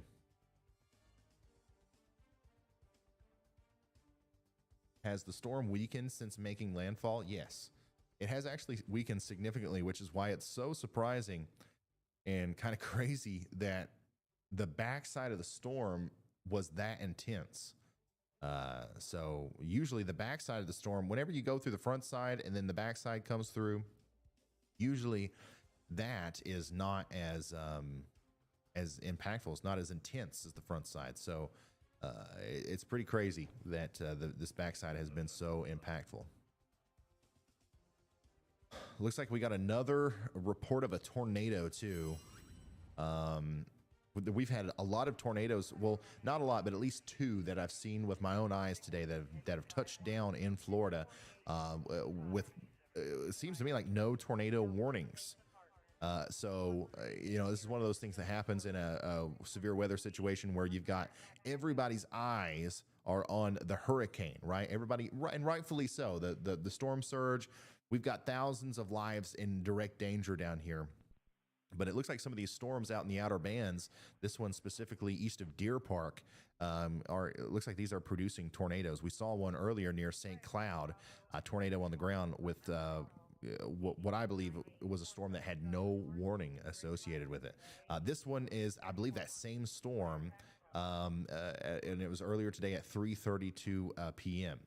So the reason I'm even emphasizing the no warning thing is because we've got a big tornado watch out today. And I want everybody up there to, even though we're all paying attention, we're all like obviously really focused on the eye wall of the hurricane and the impacts that are going on with the hurricane.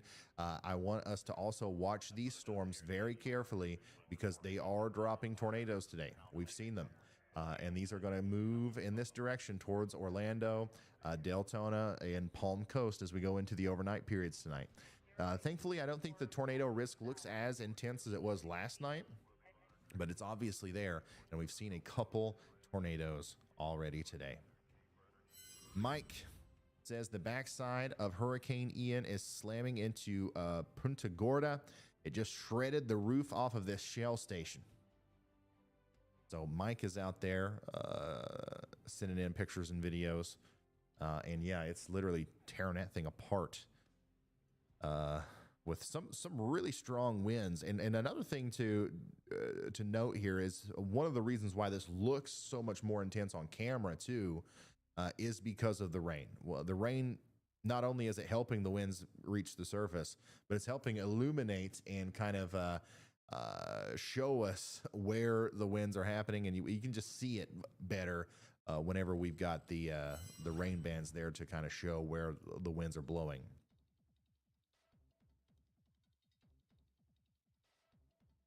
Well, yeah. Let's see.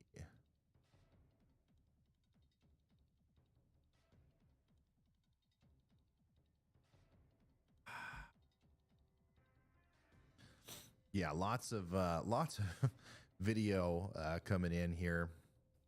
I really don't know where to start with relaying some of this stuff. A lot of it is coming out of Fort Myers. It looks like downtown Fort Myers is the new kind of focus area for where this worst of the storm is occurring. So it was Fort Myers Beach at first. Now it's downtown Fort Myers. A huge shout out to Camp Alicious. Thank you for the support. Nathan Gale, Clear Creek Farm, Nikki Helmert, Beantown says thank you for this awesome storm coverage. It's helping us ride out the storm in Manatee County. And Alexa Lindquist, thank you guys so much for the support. I'm seeing it. I see all the love. I see all the support in the chat, and I'm very grateful for it. Just thank you. Thank you for being here. For everybody who's liked the video and shared us and helped us get vital information in front of a lot of people today. I don't even know how many people we've reached today, but I know that the numbers, from what I've seen from looking at screenshots and stuff, have been high. So thank you for helping us do this. Hopefully we helped some people today, and we're going to continue to help them throughout the rest of the evening until YouTube kicks me out of here. Until YouTube says, go to sleep. No, I think we will have to end at the 11 and a half hour mark regardless. But if we need to come back at a later time, we will be here.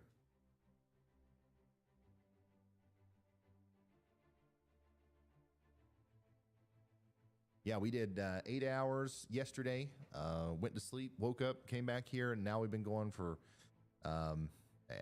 9 hours or so today.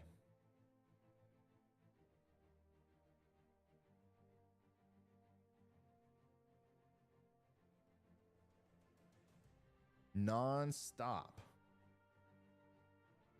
weather coverage. That's what we do whenever we can. If you've enjoyed what we've been able to do today, if you found it useful, if you think that this might be useful in the future, consider subscribing to the channel. It's free.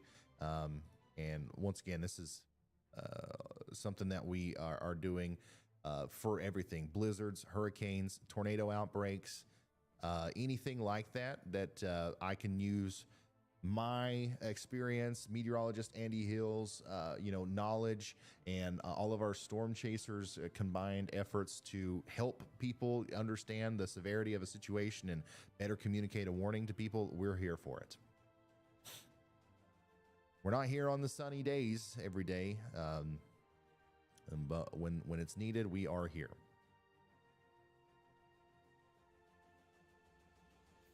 Nine hours and 32 minutes. Yep.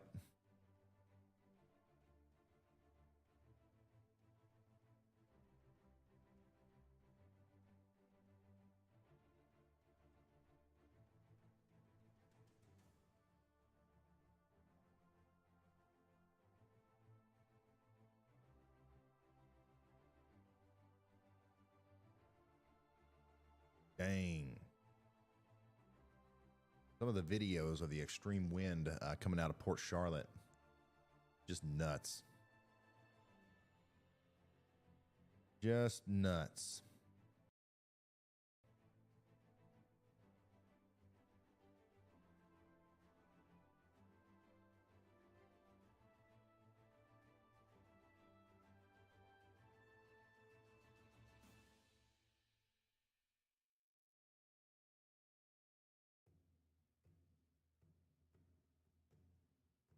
Sorry, I'm just looking through some of the incoming messages that I'm getting on Twitter and stuff, filtering through some of the data, some of the information.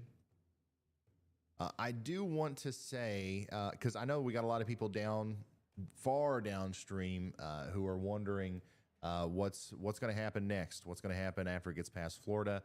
I do want to say that one of the biggest concerns that we have is going to be actually the potential flooding that happens in the coastal areas of South Carolina and Georgia. But there is going to be a tornado risk in the southeastern United States a little bit as we go and later into once the storm recurves back up into Georgia and South Carolina. It's going to go up towards the Appalachians, and in the warm sector in the front right quadrant, we might see a little bit of a tornadic activity associated with that, and we'll talk about that as we do a forecast for everybody here in just a little bit.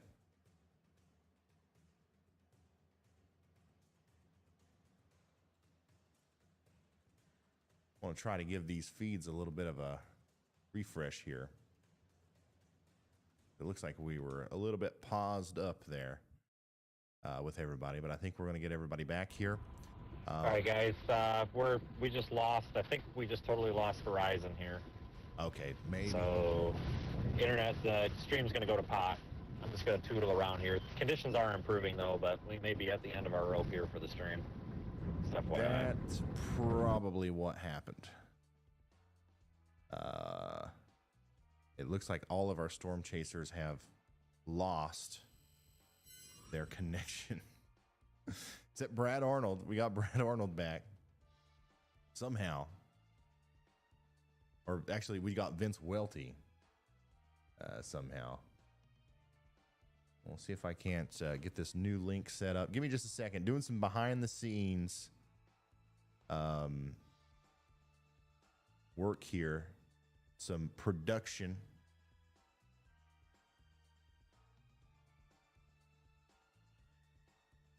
I do have a lot of help. For the most part, your boy is a one-man band here. All right, we're starting to get some of them back. Obviously, big-time power outages all throughout Florida. And we're going to continue to see that problem as we go forward. But even if we have no storm chasers, which I don't think that's going to be the case, I think we'll get them back here shortly. But even if we have no storm chasers, we will be able to continue to monitor satellite and all of our other tools through the Radar Omega app. All right, and Riley, if you can hear me, if you can switch Vince and Brad in the position order, that'd be great.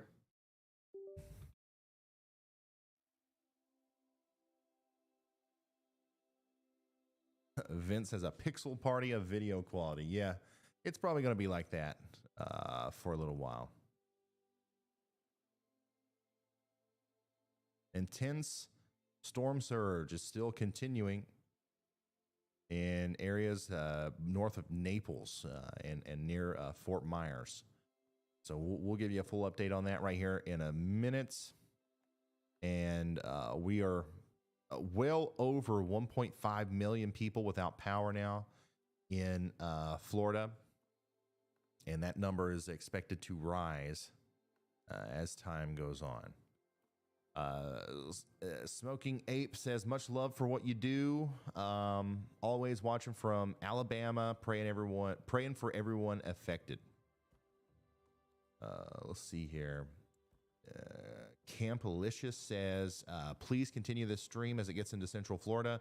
We need this very life-saving information. Thank you for all you do for us. Paula, thanks for becoming a member. Cameron, thanks for upgrading to a high-risk member. Yeah, so I do plan. Once again, I'm going to be here as much as I possibly can. Once we get to the 11.5-hour mark, I will have to end this stream. And what I'll probably do is take a little bit of a break. I mean, you guys, I woke up at 5 a.m. this morning. It's currently 7 p.m. We're gonna go till 9 p.m., 9:30 or something. Take a little bit of a break, and then come back for another burst of coverage if needed. All right. So, it's one of those things where we have to take a little bouts of intermissions in between what we do, and we try really hard to get it right and make sure that we're live during the most intense portions. But sometimes we do have to take a little break here and there. But I appreciate you guys putting your trust in me and your faith in me and wanting me to be there. And I take this responsibility very seriously, and I'm going to do everything that I can to be there for you. Here's another crazy video from that tornado earlier. At 3:34 p.m., the tornado was approaching Gabriel's car, but he decided it would cross the road far away from me, and thankfully it did. This is that potentially unwarned tornado earlier today.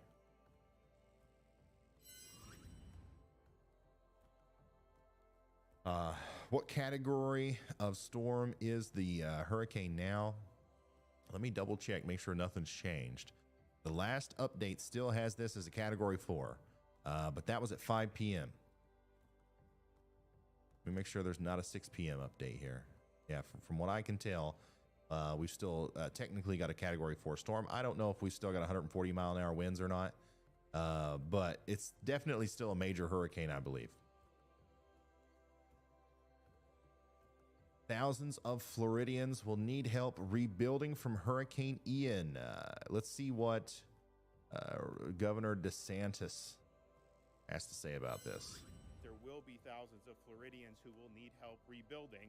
And to contribute to the disaster fund, you can visit www.floridadisasterfund.org or text disaster to 20222. Again, that's text disaster to 20222. There will be thousands of Floridians who will need help. Can you guys hear that? I think that was incredibly quiet. But anyways, basically there's a fund already that's available to help people in Florida, and that's floridadisasterfund.org, or you can text disaster to 20222. And of course that's going to go towards helping the people in Florida that are going to need help rebuilding. And obviously there are going to be thousands of people displaced by this. And it's going to be a long months for people down here in southwestern Florida.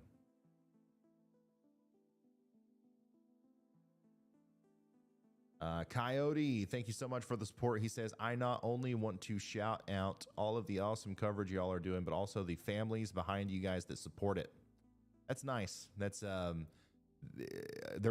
wife and everybody else's family around them that helps with this operation are definitely very supportive, especially in the beginning when we were all doing this and nowhere near 100,000 people were watching. I started this channel almost a year and a half, 2 years ago.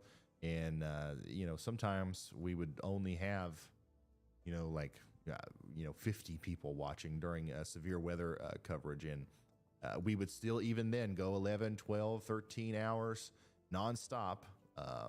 And my wife has been supportive the whole time. So that is a great shout out. Definitely want to emphasize that. Look at this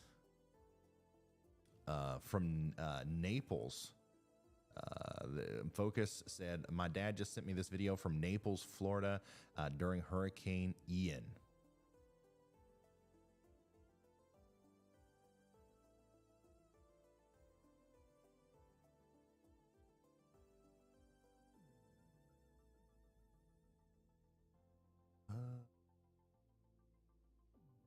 Man, I've completely lost. Direct one is Chris Hall now, I think, right?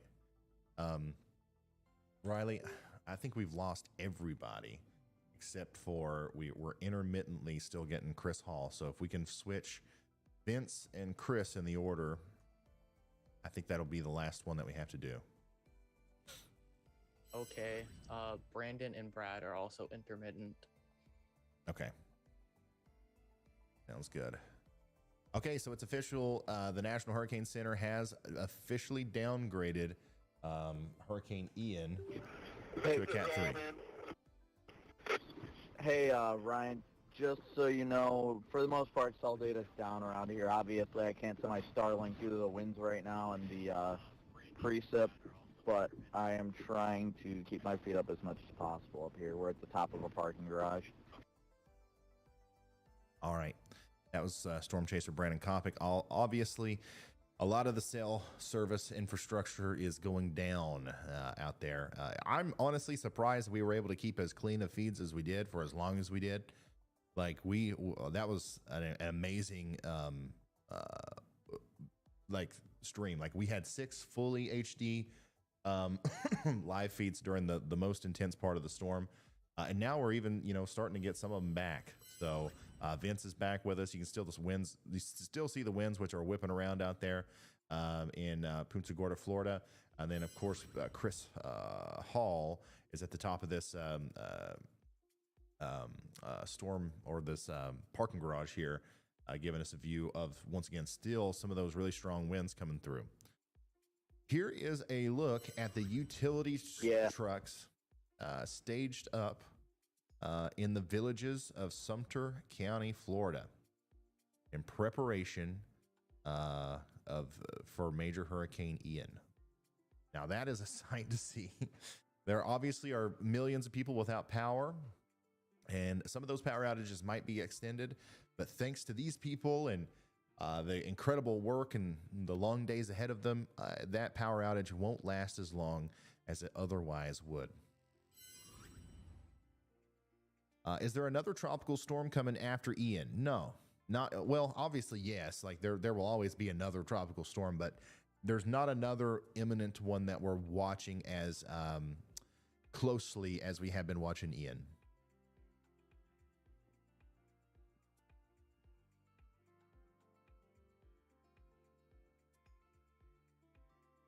Let's see here. Matthew says my brother-in-law lives in Fort Myers and didn't evacuate. We've had sporadic communications. Water is and was coming into the house, and some other damage, and they don't know the extent of it. I've referred all of my family involved in this to your channel. You are absolutely fantastic. Matthew, thank you so much for the support, and I'm sorry that you and your family are going through this. Hopefully he gets some help, and hopefully we're doing everything we can to get the information that's needed to him in a quick and efficient manner. Additionally, this is just the beginning of our efforts here. I really do think we're going to be down there for a while. I might actually go down there myself at some point. We've got our friends here locally that can help us. We can bring down some big military style trucks and school buses and all that stuff that we've got with our friends. When we all come together and work together, we can really possibly make a difference down there if we need to bring supplies or something like that. So we're going to start planning that stuff in the very near future. And we should probably Chad, we should, if you're listening to me, we should probably maybe start designing a sticker or something for that.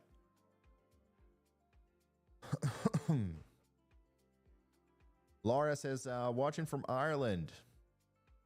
I know I'm not being affected, but I want to show my support. Great coverage. Thank you so much, Laura.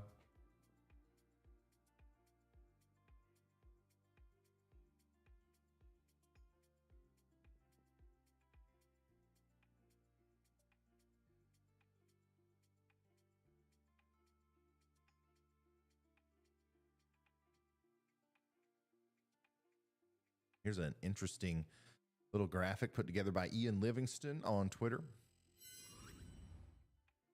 Hurricane Ian is the 6th Category 4 plus to strike the Gulf in as many years. Oh, okay. I see. I was like, what? A very crowded family portrait.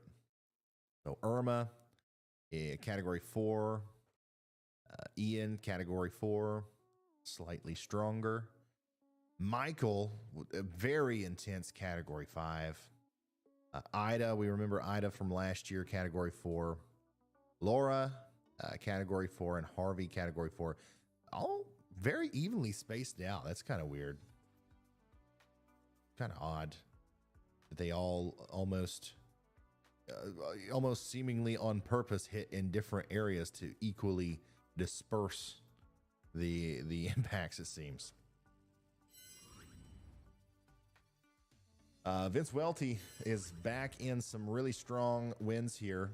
His location is a little bit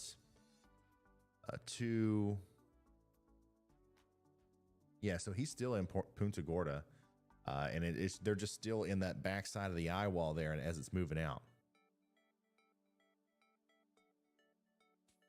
And things are still really intense over there. Julie says, me and my husband are spending our honeymoon watching your live stream.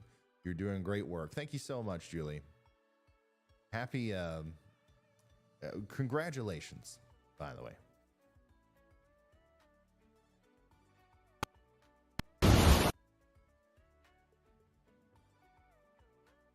Is there music playing in the background? Oops. I did not mean for that to happen. Sorry. I think I turned that on during the break and just forgot to turn it off.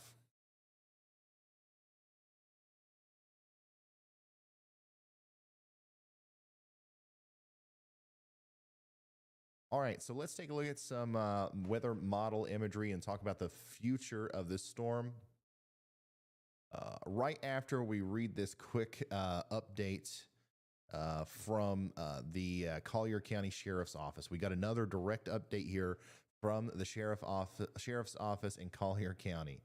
So we like the music. Well, maybe that's what we'll do, something like that in the future. I don't know. I didn't think that the music. I thought that maybe that would be a little bit distracting. Anyways, Collier County Sheriff's Office said there's a new curfew installed in Collier County. A mandatory curfew is in place for all of Collier County between the hours of 10 p.m. and 6 a.m.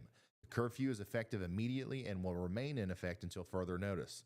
The purpose of the curfew is to protect safety of the citizens of Collier County and their property as they begin the process of recovering from the effects of Hurricane Ian.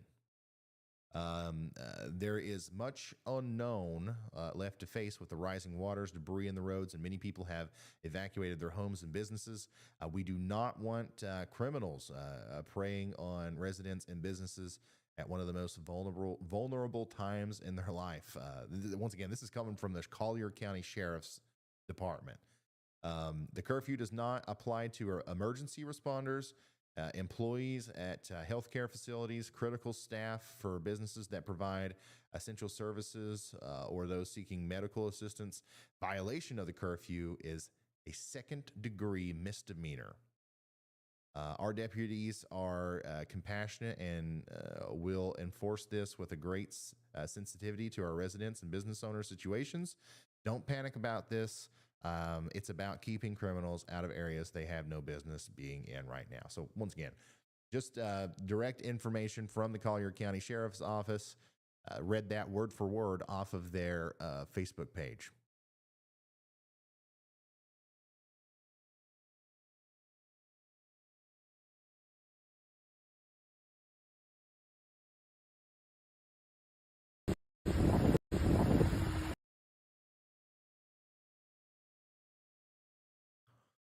Oh boy. Service is getting more and more scarce out here, it seems. Chris Hall just texted me and said that it's looking like the stream from a lot of the chasers is probably going to be over at this point, as there's just hardly any cell service. Looks like Vince is still getting it out there somehow, though. This is from Brittany. Says my mom said that there are desperate neighbors with their houses underwater. She asked me to tweet that rescue boats be sent to Judd Park in North Fort Myers. Once again, if there's anybody out there, and I know there are teams out there ready to go, if once things get a little bit more, settled, and you're ready to go, one of the first places that you should probably go is Judd Park in North Fort Myers, and this is some of the imagery coming out of there.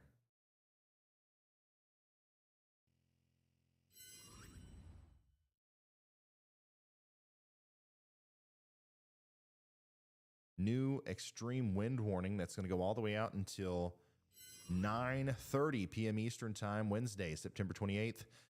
This includes Avon Park, Sebring, Lake Placid, Arcadia, Gardner, all the way down to Venus and Cleveland. This is extremely dangerous. Hurricane winds are going to be possible through 9:30 p.m. Move to an interior room now. This is a dangerous situation. Treat this as if it's a hurricane. I'm sorry. Treat this as if it's a tornado and take shelter like you would for it, and don't come out until after it's over. Population 190,000 people are now under this extreme wind warning as we continue to watch the storm rage on here, even way back away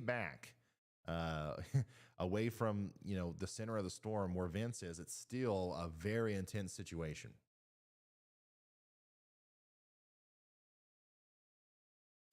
Thank you for all the support, guys. I really do appreciate it.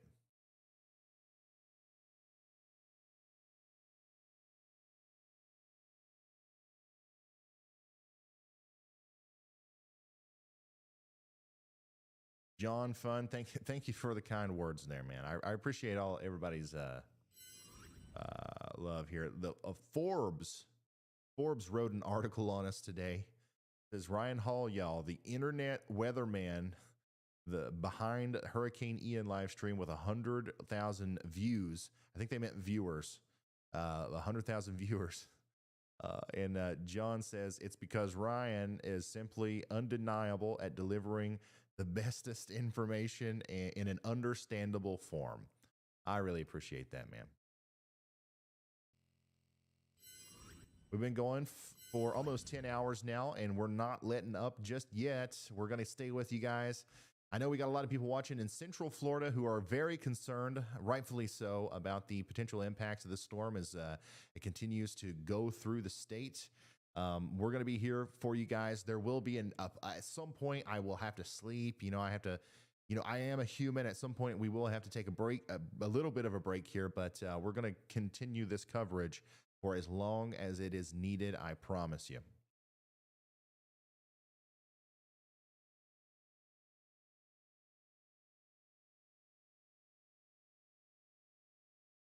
So thank you so much.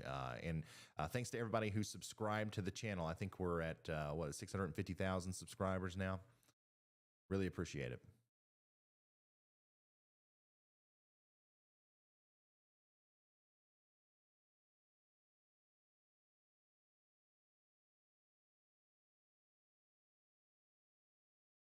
How's the storm surge? The storm surge in the area where our chasers are around Port Charlotte, it did get bad, and it got up into some of the roadways and stuff, but it wasn't as bad as down south. We're not 100% sure on the exact we're not 100% sure of exactly what's going on, but Fort Myers, Cape Coral, Fort Myers Beach, Bonita Beach, Naples, all these places saw incredible flooding today, and some of these places are still seeing that flooding, and we're just waiting on that water to go down. Fort Myers saw record-breaking flooding just moments ago, and I think the water either topped out at 7 or 8 feet, or it was still rising at that point. Here is some pictures from Naples. Once again, Naples, Florida got it bad. Houses halfway underwater here. Boats floating down the streets. We saw plenty of that today. And then, just look at this. This is somebody's house here. Oh my God, can you imagine? Can you imagine? Looking out your window, you're on the 2nd floor of your home. You are on the 2nd floor of your home. You're looking out your window, you see this, and you go to look down the stairs, which we'll see right here in a second. That's got to be the most terrifying thing ever. Holy smokes, man. Whew.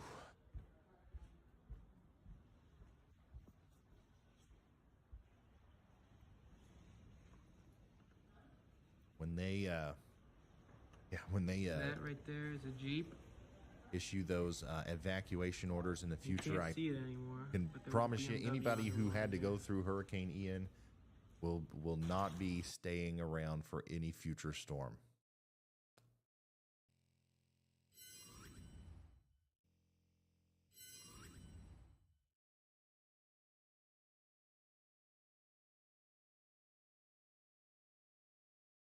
Almost certainly, yeah.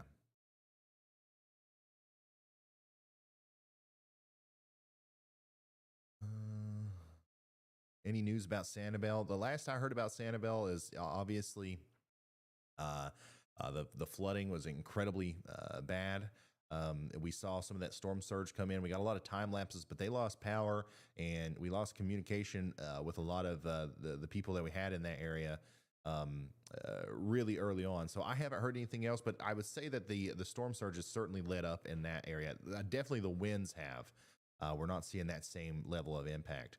We're gonna start hearing a lot more from all of these cities in the next little bit. I know we've lost cell service and a lot of communications, but the stuff is starting to get out slowly but surely. Like stuff like this. This is another just unbelievable video from Naples, Florida earlier. This was hours ago, right? And while this was happening, even though somebody was filming it, the first thing they weren't thinking of getting this video out on Facebook, right?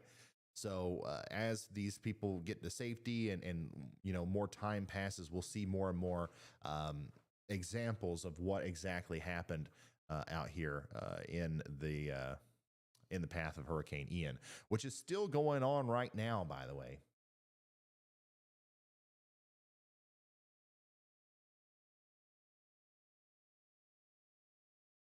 We've still got Hurricane Ian, Category 3 now, Hurricane Ian near Arcadia, and it's moving up to the north a little bit, and it's going to slide right by Avon Park, and it's going to make it to Hillcrest Heights, and at that point, it's still going to be a Category 1 storm. Tonight at 2 or early tomorrow morning, 2 a.m. in the morning, it's still going to be a hurricane with 105-mile-an-hour wind gusts in the middle of Florida. But by the time it gets to Orlando and Daytona Beach, it'll be a tropical storm with winds around 65 miles an hour. That's good news. And then it is going to come out back into the ocean, and it'll make landfall again somewhere near Beaufort or Savannah or Charleston in a couple of days, probably around, what is today? Wednesday, Thursday, probably Friday. So the storm's going to go, after it leaves Florida, it's going to go back out into the Atlantic for a little bit. It's going to try to gain some steam, but it's going to make landfall again somewhere near Savannah, Georgia, on Friday, I believe, and I don't know if it'll be a hurricane at that point, but it'll more than likely be a tropical storm with some really heavy rain. That's going to be the main thing that we have to worry about there. Lots of rain expected in southeast Georgia, southern portions of South Carolina. Less rain, but still a lot of rain expected up into North Carolina, all the way up into Virginia as well as a result of this storm. But the hurricane, like the really bad hurricane, is going to be over after, after it gets through Florida.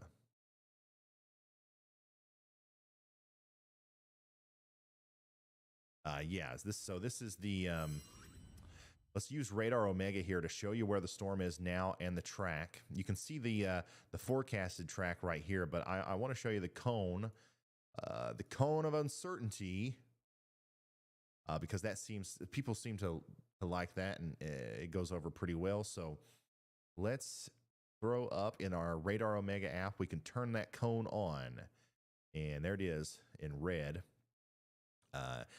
Basically what the cone means is we're going to see it. The center of the storm is either going to go through the center and turn like this, or it could go on the outside and go like this, or it could go on the inside and go like this, or anywhere in between.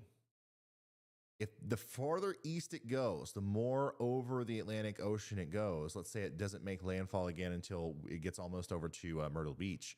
The more intense the storm will be up there, because the more time this has over the ocean, the more time it's going to have to reform into something. But if it doesn't stay over the ocean very long, it'll likely just remain a tropical storm, and then just bring some heavy rain up here to South Carolina. But we'll definitely have to watch it a lot closer if it goes farther out to sea.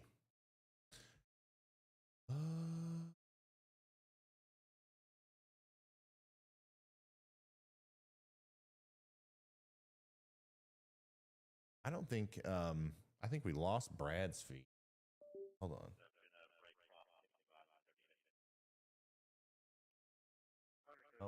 For some reason, I've got Brad's feed is working, but it's not on our thing. Oh, okay, I see. I got a new link for him. Give me just a second. We got Brad Arnold out here in the middle of a really tough or a really strong storm, and I want to throw this up here. I'm going to put him in the number 2 position, Riley. Actually, you know what? I'm going to put him in the number 1 position.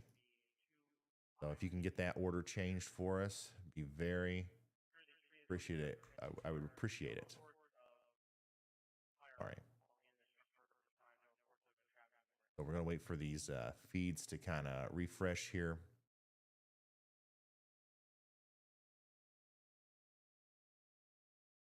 All right. And then we're going to monitor. We're going to put Chris Hall in number 2. Brad's going to be in number 1. All right. So we've got Brad Arnold in the middle of a place that looks like the power's out here. And obviously continuing to monitor the storm as it continues to rage on near Punta Gorda, Florida.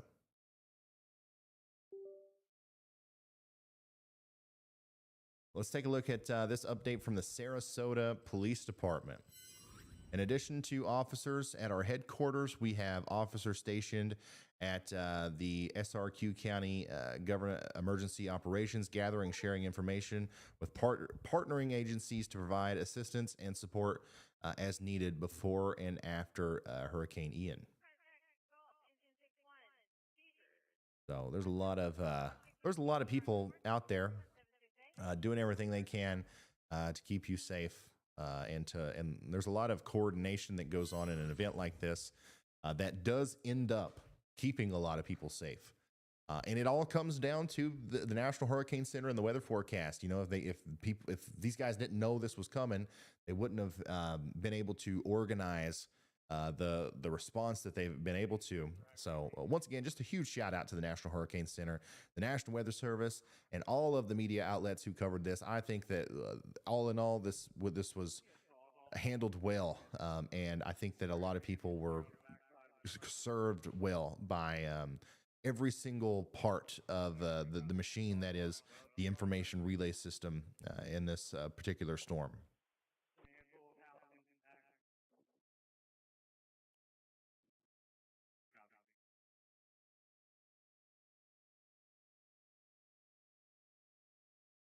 It's no longer a category 4. It's now a category 3. The center of circulation is pretty much right over Arcadia, Florida. Jenny says, thank you for all that you and your team does to keep us informed. Thank you, Jenny. Angela says, thanks for all you do. I'm sending some love on behalf of my dad. He would be watching from Lake Placid right now if his power were still on. I hope his power comes back on soon, Angela. Thank you for the support. Star Studio says, have you ever seen two storms merge? And what would happen if that happened? Would it be a cannibal hurricane? If two hurricanes were to merge, it actually wouldn't be that big of a deal. There's something called the Fujiwara effect that would be really cool to witness on satellite. If two hurricanes like the size of Hurricane Ian were to try to run into each other, it would be quite the sight. But it definitely wouldn't mean what you think it means. I don't think that it would happen in the way that it happens in that movie The Day After Tomorrow. Andy, what's up, Andy? Hi, Ryan. Yeah, I'm still here, guys. I'm falling asleep, but it's hard for me to keep up for 10 hours. But we do have a flash flood emergency, and you can pull that up on radar, Ryan. It is including a lot of the northwest eye wall that Ian went, or the northwest portion of Ian's eye wall where we saw that heavy precip shield for a while. All right, there it is. Flash flood emergency here. And if you guys are unfamiliar with that, basically what that is it's like a PDS tornado warning or something, but for flooding. It's the highest level flash flood warning that can be issued. I'm going to turn our cone of uncertainty off just so we can see this better. Everybody in the green dotted box here is under a flash flood emergency, and you've got to get to higher ground now. The last time one of these was issued, at least one of the last times one of these was issued, was during the historic flood disaster in Kentucky, up here where I live. 50 people lost their lives in that situation, and all it did was rain here. Now, in this situation, we've got the incredibly heavy rain, and we've got 100-mile-an-hour winds on top of that. So there are currently 339,000 people whose lives are, at risk for flooding as the waters are going to rise exponentially fast as the rain continues to come down. This is a life-threatening situation. Seek shelter now. Seek higher ground now. Move immediately to higher ground. Avoid walking or driving through floodwaters. And once again, this includes Inglewood, North Point, Fort Ogden, Gardner, Mayaka City, and Fort Greene, and the Highway 17 or corridor between Fort Ogden and Washula. I think I'm saying that right. But I am going to retweet that. So if you guys want to help me get the word out about this, you can share the graphic there on Twitter, and we can get that out in front of as many people as possible. Once again, it's one of those things where the wind might be dying down just a little bit in some of these areas, and people are maybe trying to breathe a sigh of relief, and I'm 100% with you on that. I wish you could. But now we've got to worry about the extremely dangerous flash flooding that's going to come as a result of the heavy rain associated with this. We've been talking about it all day. Since early this morning, since yesterday, we've been talking about how this would happen. And hopefully we communicated that message in a good enough way that people are prepared for it. Cheryl, thank you for the incredibly generous super chat. She says, thank you for the service and valuable information. Thank you, Cheryl. And my goodness, Caden, thank you for that. You guys don't have to do this. You really don't. But he says, thank you for your passion and your tireless dedication to your craft. Thank you, guys. I don't know what else to say other than thank you. It's not, obviously it's a team effort here. It's all of us together. It's the only reason why this works. Whenever I started the channel, I just happened to put my name on it.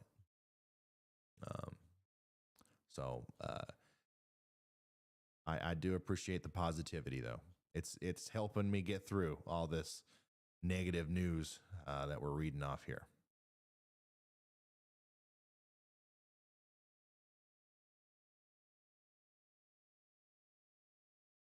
No power in Lake Placid.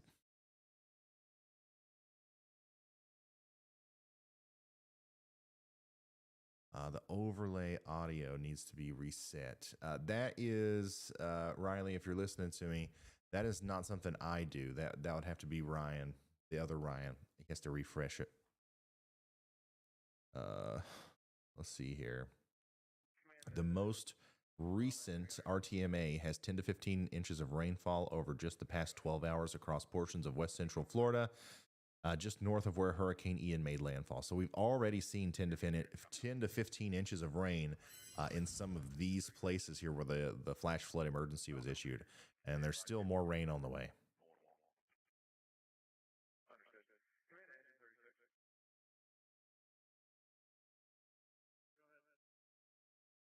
Yeah, it's not anything on my end that I can fix at this point. Usually it is, but if it's been working and then it doesn't, it just means that system needs to be refreshed.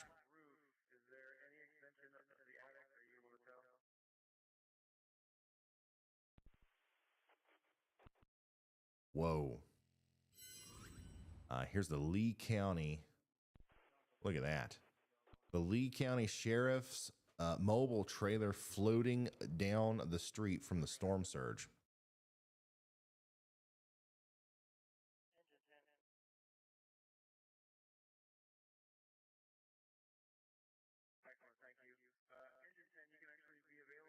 Jeez.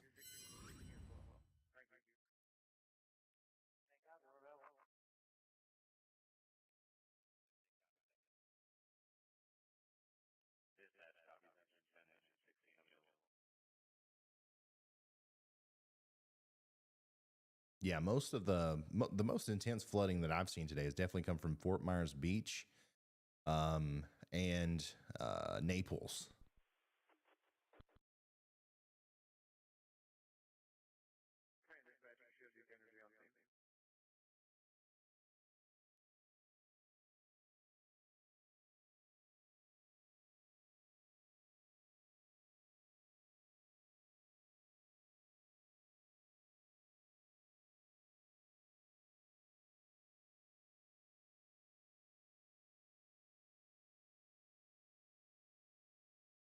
Yeah, so Hurricane Ian has brought between 12 and 19 inches of rain to some of these areas in the flash flood emergency, and an additional 3 to 8 inches of rain are possible.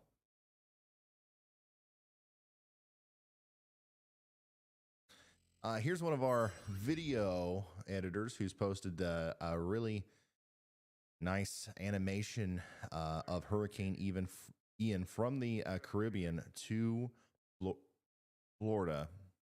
And it's just, once again, this is something that I could watch over and over again. I'm just fascinated with how this works, and how these storms are just freaks of nature.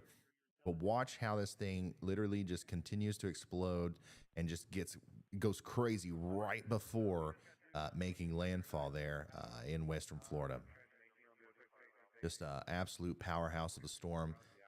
One of the strongest storms on Earth.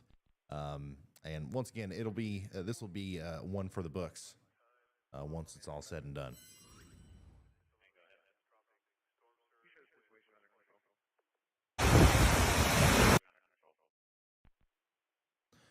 Philip says, you and your team have helped my family in Port Charlotte. Thank you so much. Well, thank you, Philip. I'm glad we could be here for them. Jennifer says, I just found your channel today. Thank you so much. My son is a block off Sarasota Bay. Hobby says, Ryan, I see you're exhausted. Thanks for you and your family's sacrifice to help us.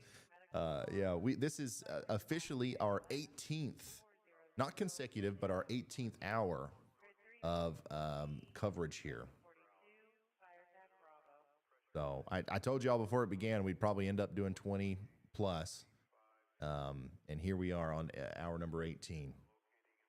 Preston, thank you so much.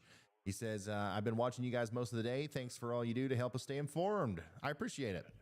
Yeah, once again, no need to thank me. I thank you for allowing me to have a reason to do this and for, enabling me to do the good things that I do. Once again, we'll be able to, do this live stream for as long as that's needed. And we'll be able to go down there and help people in need via, the Y'all Fund and stuff. Just thanks to you guys and everything that you've been able to do. So thank you. No thanks needed for me. Trying to see if there's anything else like really important to relay here. That mostly it's just a lot of news. Basically, it's a lot of look at what happened earlier today, especially in Naples and Fort Myers Beach, where some of the worst storm surge occurred, which is what you can see here from Naples. Just an unbelievably terrible situation. We're going to see probably a lot of those pictures and videos coming out pretty soon of the aftermath tomorrow morning and stuff from this. So another thing that we may do is we'll go as long as we can this evening. We'll break for a little while tonight, start back early in the morning and do some coverage tomorrow, not only for everybody in northeastern Florida and the eastern side of Florida, but also for everybody out ahead of the storm that maybe needs updates on what's going to happen from there, and then to do more recaps and news relay. But I'm big on not being in your face whenever I don't need to be. So if I feel like the coverage isn't needed as we go into Friday or something like that, then we'll just go back to doing our regular videos, and then we'll come back live on the air during the next big storm, which I'm hoping is a daggone snowstorm. I'm tired of the tornadoes and hurricanes. Had plenty of them this year. Well, we've really only had one hurricane, but this one's been enough to make up for what would otherwise have been a lacking hurricane season.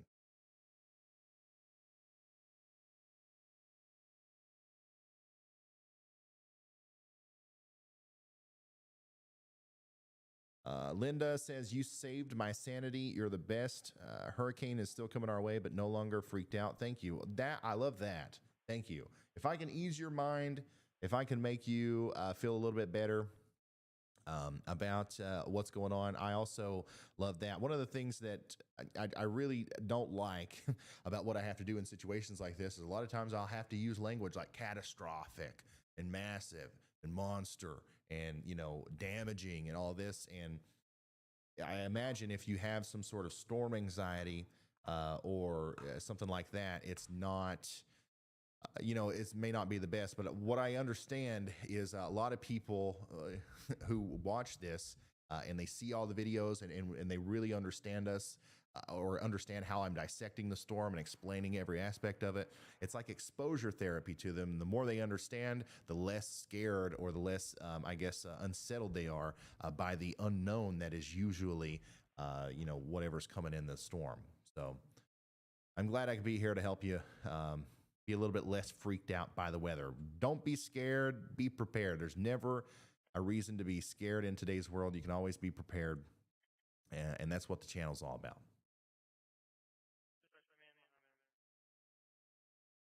Zen says, unbelievable and unbeatable coverage of Ian. You guys are just being too nice now.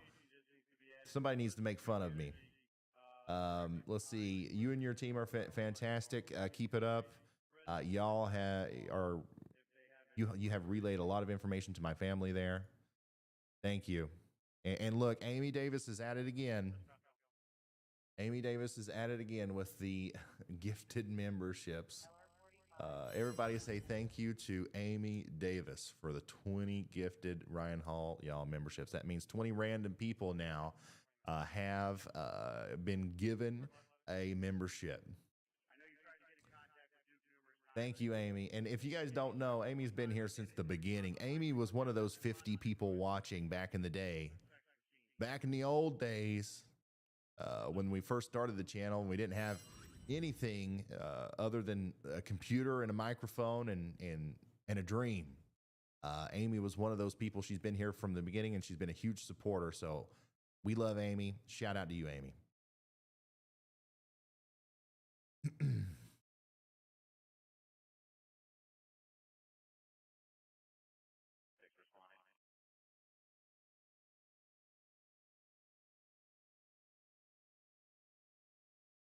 MK Travel says, from someone who lived in St. Croix during Hurricane Irma and Maria, you're great for providing real coverage. It means a lot to everyone impacted by natural disasters. I wish we had you then too. I wish I could have been around then too. I didn't know. I didn't know that people would watch. Something like this. Obviously, it's evolved a lot since the beginning when I first started the channel, but. I'm happy to be here. I'm very glad that this is providing some sort of value for the people who tune in, and I'll be here for as long as possible. This is what I do now, the internet's weatherman. So I'm here for the long haul. As long as I'm here, as long as the internet exists, as long as YouTube doesn't boot me off or something, I'll be here for you. And unfortunately, during the next inevitable big storm, I'll be right here on YouTube guiding you through it. So once again, just one more reminder, if you haven't hit that subscribe button yet, please do so. You can turn on notifications anytime we go live or anytime we upload a video. You'll be able to see it. And I promise I don't get on your nerves. I don't try to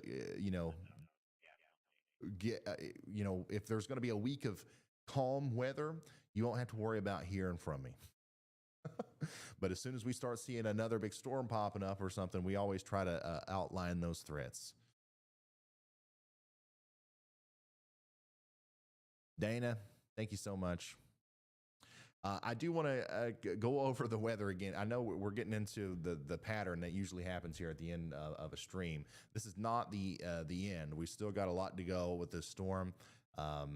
But the amount of love and the outpouring of support in the chat is just so it's great, and I love it. And I just want you guys to know how thankful I am for you. But let's get back into some of the weather coverage here. Once again, a flash flood emergency is in effect for a lot of southwestern Florida. And what this means is that there's likely some life-threatening, catastrophic flooding ongoing here from Northport all the way up to Bowling Green in Florida. So we are going to see that continue to kind of spread, and those rain totals are going to continue to get worse as the storm goes off to the north. I'm really worried about places like Zoflo Springs, Arcadia, Sweetwater. All of these places have already seen an incredible amount of rain, and they're seeing more. They're seeing more on top of that. So life-threatening flooding is possible to happen there. And then you draw a line this way, and that's where the next bout of heavy rain is going to be. Once again, Hillcrest Heights, Kissimmee, Orlando, Merritt Island, Titus, Harmony, all of these places are under the gun for this big band of heavy rain that's getting ready to come through over the next several hours tonight. It'll be 2 a.m. more than likely before the center of the storm is just here. So the center of the storm's right here now. It'll be 2 a.m. before it gets that far. And then it'll be 2 p.m. tomorrow. It'll be a tropical storm over here. So here's now 2 a.m., 2 p.m. That's how long it's going to take for this storm to travel across the state of Florida. And that's why we're worried about the flooding, especially around Bowling Green, Frostproof, all the way up to Orlando. So if you live in a flood-prone area, or even if you don't, pay attention to those flood warnings and get to higher ground immediately whenever the flood warning comes through.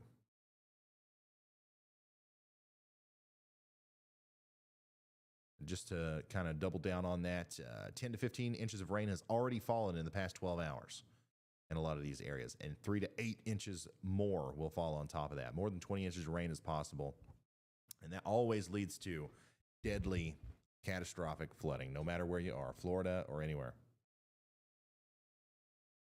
Is it still a Category 3? Last update we got did put it at a Category 3, yes.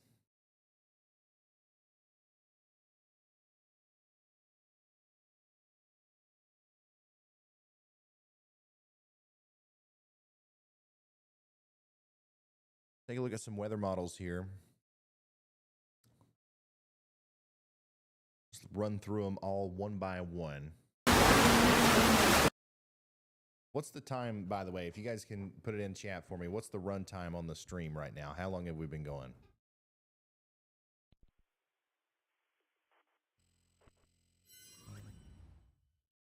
All right, so this is what the weather is going to look like in the future according to the European model. So the European deterministic model is going to take this Hurricane Ian out to the Atlantic Ocean for a brief period of time.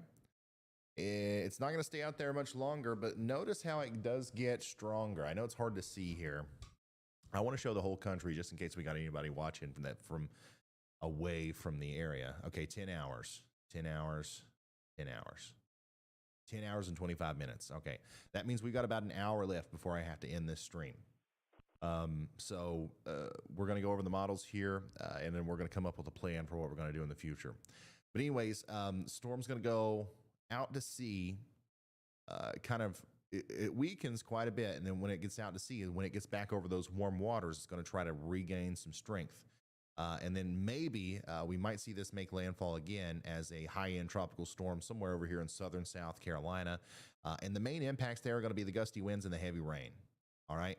And then we might have in the front right quadrant, on the front side of the storm here, if we can get enough warm air to interact with that system, we might have a severe weather and tornado situation that unfolds over here.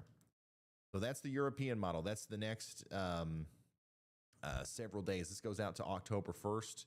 So we're going from Saturday, or from today, Wednesday, all the way out to October 1st. That's how long it's going to take for us to get rid of this thing. By the way, by the time this gets into South Carolina, it's really going to unravel and just become a big rainstorm. There's really going to be nothing, even though you're going to get rain and wind from this in Kentucky and Ohio and the Northeast, all the way up into Canada. It's not going to be anything really unusual. So we're mainly just worried about the coastal areas that get affected here. Now that's the GFS, or that's the Euro. Let's check out the GFS. It takes the storm out to sea as well. Also deepens the storm back down to a 987 millibar low. Once again, a tropical storm makes landfall in South Carolina and then kind of unwinds there in the eastern U.S. And then it looks like the weather's going to be kind of quiet for a little while. Thank goodness.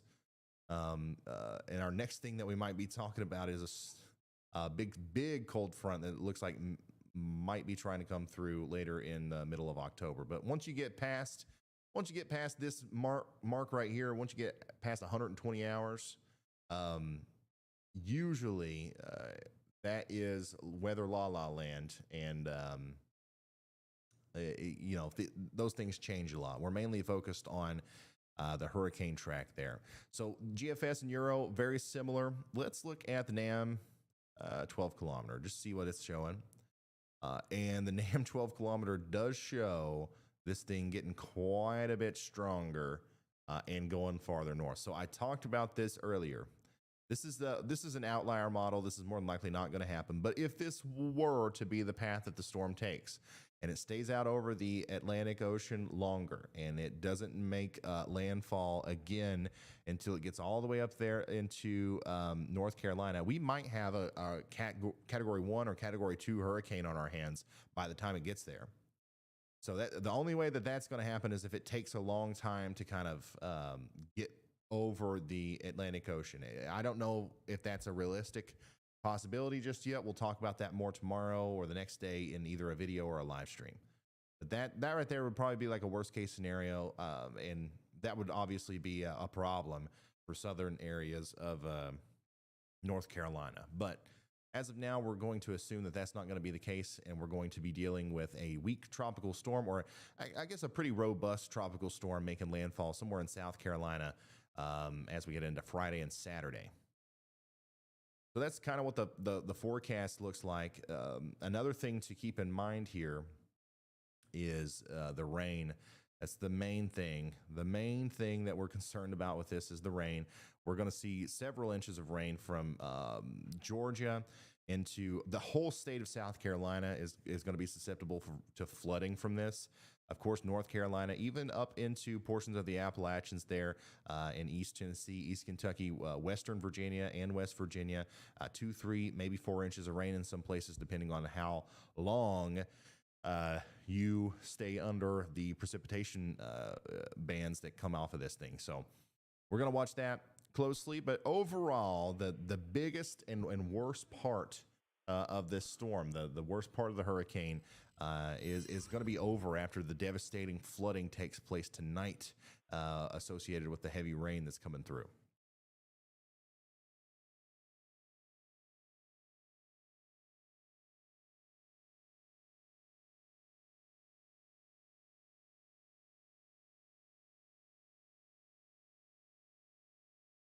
Okay. I saw a couple comments in chat. Somebody said, "You look funny and you talk funny." And I was like, there we go. And that's what I asked for. I asked you guys to make fun of me. and you guys, you listen. I love it. Here's a look at the NOAA satellites latest imagery of major, giant Hurricane Ian as the sun goes down, still boasting an incredible view and presentation as the storm drifts off to the north and east, back into the Atlantic. And just looking at it from this angle, man, it does look like it's going to hit the Atlantic Ocean at a more southern spot than either the GFS or Euro are suggesting. So maybe we will see this be over the Atlantic Ocean a little while longer, allowing for more time for it to reform into something before making landfall in the Carolinas. I don't know. We might be covering a second landfall next week or something of Hurricane Ian up there. I will guarantee you this. It'll never be a Cat 4 again. It'll never be a Category 4 again. Lynn B says, "I'm ready for Snowtown." Me too. Whenever we go live for blizzards and snowstorms, I personally, I think it's fun. These live streams for the hurricanes and the tornado outbreaks, I love it. I'm glad that we're able to do it. I think we do an incredibly good job with it. But the fun ones are the snow ones, because I love snow. I'm a big snow fanatic. So yeah, I'm also ready for Snowtown. Next video you'll see on the channel is a winter. Well, if it's not concerning the hurricane situation and the tropical situation here on the East Coast, the next video we're working on for the channel is going to be a winter outlook. I'm going to try to look and see, based off of what's happened in the past and what's happening right now, what this winter could look like. How much snow are we going to get? When's the snow going to start? All that good stuff. It's a fun video. There's not a whole lot you can do when you're trying to make those sort of predictions and outlooks, but it's fun.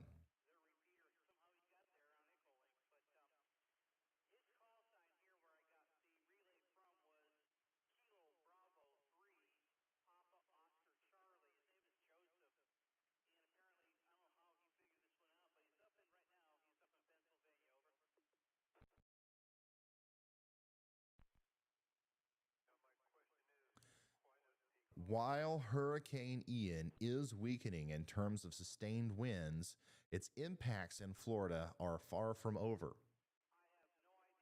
In addition to continued winds, it's wind and surge, a heavy rainfall to the northwest of the eye has already produced 10 to 15 inches of rain and flash flooding, and up to 20 inches is expected up there into areas north of Orlando.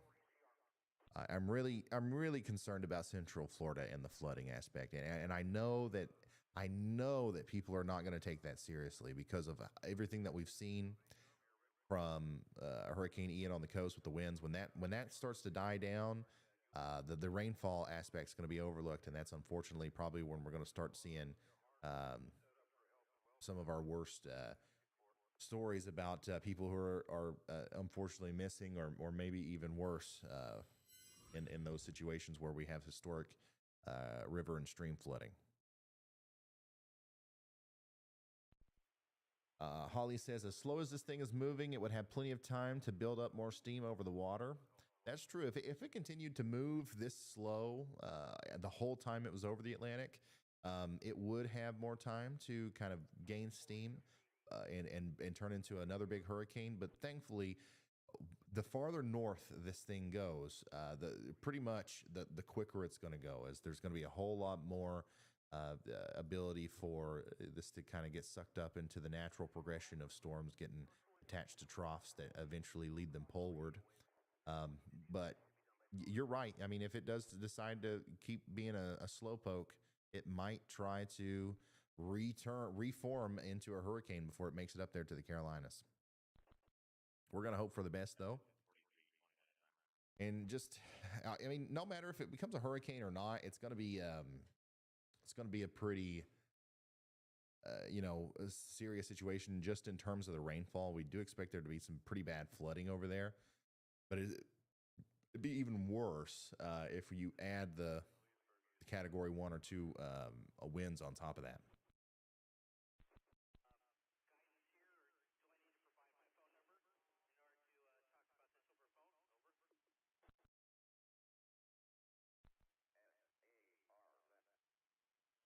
Don't worry, I'm going to take a nap. Don't worry.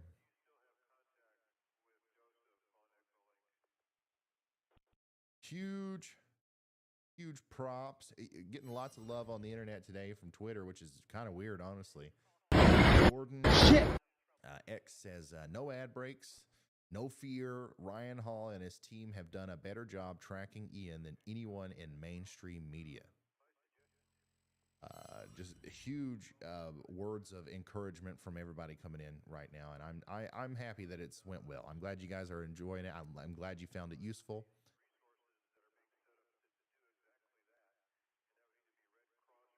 $1.8 million people now without power in Florida.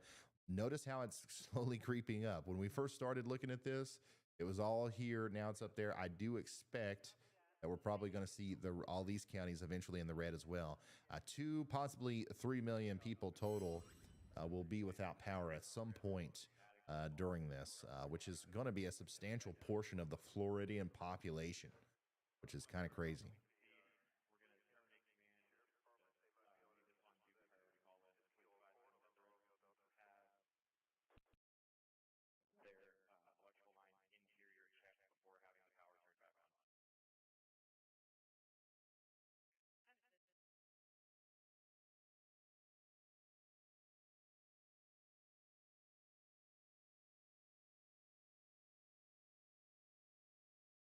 Still looking at some.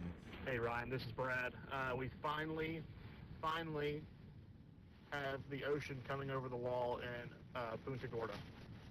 All right, looks like some of the storm surge is officially starting to come through here in Punta Gorda, and it's crazy that we're still seeing such intense wind and rain here, even though the center of the storm is a pretty good distance away.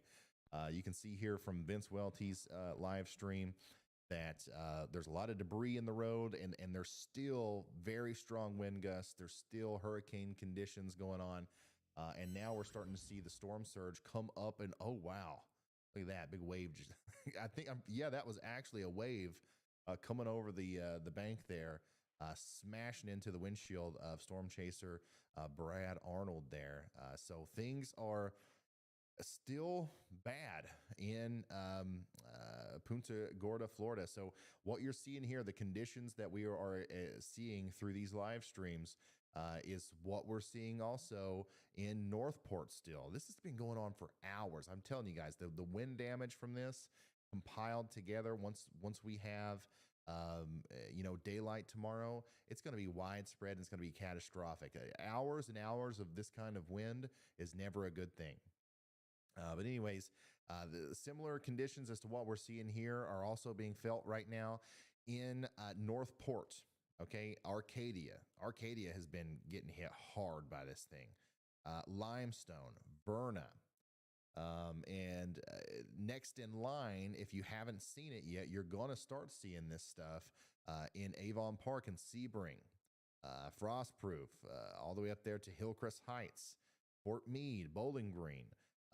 It's coming, and it's not only coming with the extreme winds and the damaging winds and all that, but the extremely heavy rain as well. I want you to look at this. If you're not a meteorologist, if you're not somebody like me who sits here most of my time and looks at radars, I don't think you can really understand the gravity of what we're looking at right now. This is basically a stationary giant storm with 2 to 3 inch per hour rainfall rates sitting over the same places for hours and hours at a time. I don't know if I've ever seen something like this. Don't get me wrong. We've seen lots of training rain events. We've seen even like with Hurricane Harvey, if you go back and look at that, what that was a multitude of separate cells that kind of went over the same areas over and over again. This is one giant, unrelenting rain hellhole, that is sitting over the same spots for hours and hours at a time. I am really worried about what we're going to see coming out of places like Limestone and Washula as we come into the morning, because this is just an unbelievable amount of rain. Already close to 20 inches in some of these places. And if it sits here for too much longer, we're going to approach some historic and downright unprecedented totals. Please, if you live downstream, if you live in that high risk for excessive rainfall tonight, have a way of getting the heck out of Dodge. Have a way of getting to higher ground if that flood warning comes through tonight, and it probably will.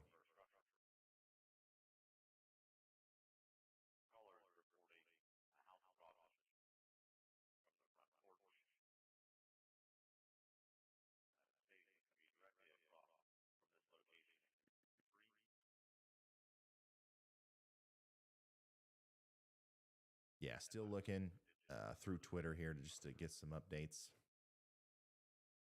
Here's the latest graphic. The 8 p.m. advisory on Hurricane Ian. I'm going to retweet this one just in case anybody wants to help me spread the word there. Still hurricane force wind gusts. Pretty big hurricane hurricane force wind field evident here in central Florida. Still 115 mile an hour sustained winds. And the storm is moving to the north-northeast at 8 miles an hour. I don't even think it's moving that fast, to be honest. But it's crazy to see that. But yeah, still Category 3. Next update, it'll probably be a Category 2. Next one, it'll be a Cat 1. It's going to rapidly weaken from this point on, but it still is just packing in, just an incredible strength it still has with it, as we're now watching this thing go through the middle of Florida pretty much, the closer it gets to Sebring. Watson's computer science tips. Are you going live tomorrow? I don't know.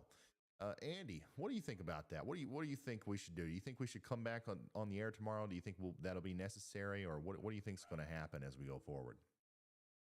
Well, Ryan, if we can provide really decent flash flooding coverage, then that's definitely going to be the top of the news story tomorrow for sure. I believe it would depend heavily on social media reports as we've done today, and video of any extremely heavy rainfall.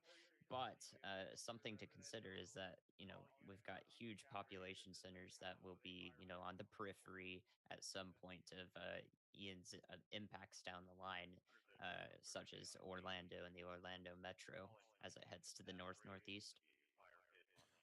Absolutely. So that's once again, whoever asked that, it's a good question. I don't know yet. We might. I mean, we might as well. I mean, we might as well honestly just cover this until it's over, rather than making videos on it, because the vast majority of people who have found the channel and are looking for information on this are looking for it in this format. So there's a good chance that I'll go live tomorrow. But if I don't, if I don't, for whatever reason, I will still have an update video where we condense all the information into this nicely packaged 10-minute piece of information for you. And yeah, so make sure you hit that subscribe button, subscribe to the channel, make sure that you see that or the next live stream. Either way, we're going to be here for you in some capacity. Storm Chasers Vince Wealthy and Brad Arnold are still out there, just absolutely getting pummeled by this thing. And I'm going to try to get an update from some of our Storm Chasers that we maybe haven't heard from in a little while. Starting with Chris Hall. See if I can get through to him. Oops. Hey, Chris, I know cell service is getting pretty hard to come by out there, but it's been a while since we've heard from you. Just looking for an update. All the storm seekers are heading northbound. We're going to try to get towards Tampa. We're currently on 75 north at 2 overturned semis just outside of town. 2 overturned semis just outside of town. Wow. All right, well, you be careful. I'm probably only going to be able to go for another, I don't know, hour or so. But just keep us updated on what's going on out there. Brad, just going around asking for updates. I can see that things are still pretty intense out there. Just wanted to hear the latest from you.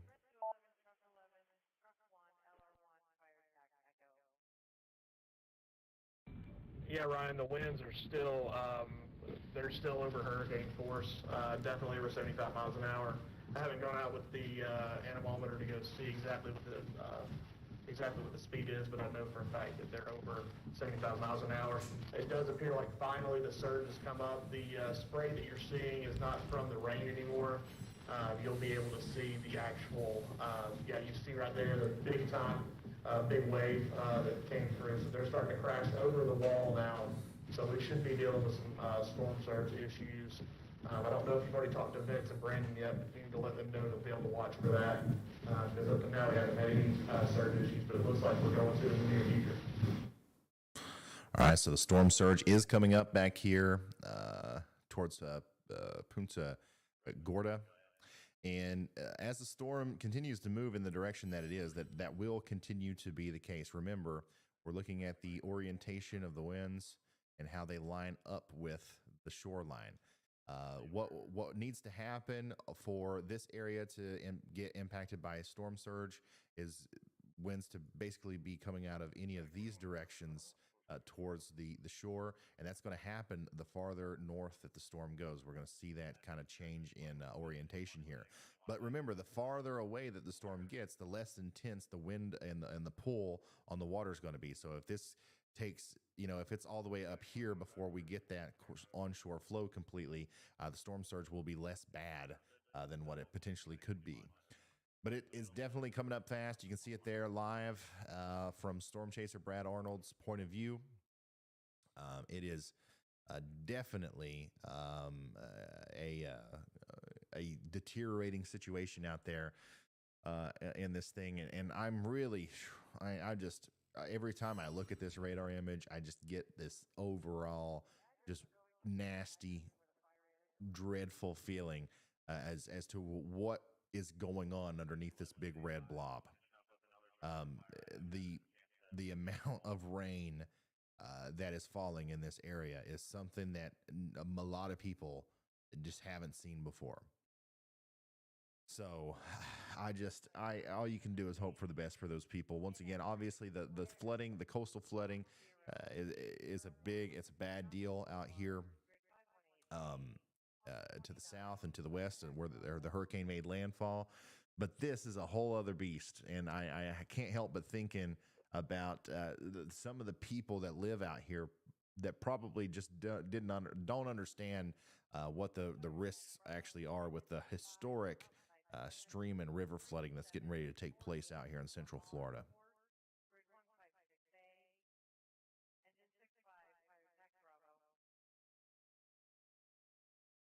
If you know anybody out here, obviously, I believe that the vast majority of everyone is pretty much on the same page now. I think all of the world knows about Hurricane Ian at this point. The media has been covering it exceptionally well.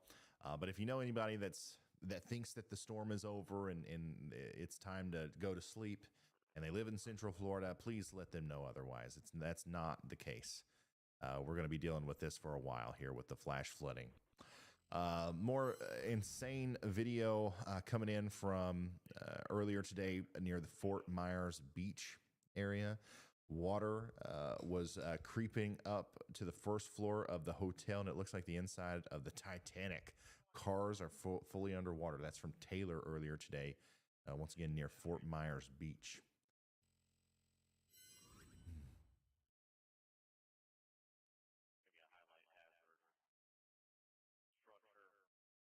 More flooding. This is from Naples, Florida.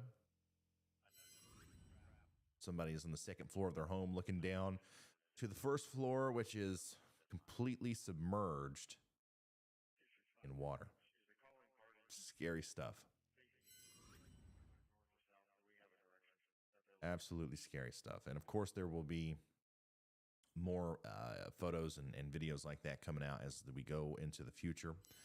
Here's that latest update from the Weather Prediction Center with that high risk of excessive rainfall tonight. Pretty much the entire peninsula of Florida has got to watch out for the very real potential for life-threatening flooding tonight.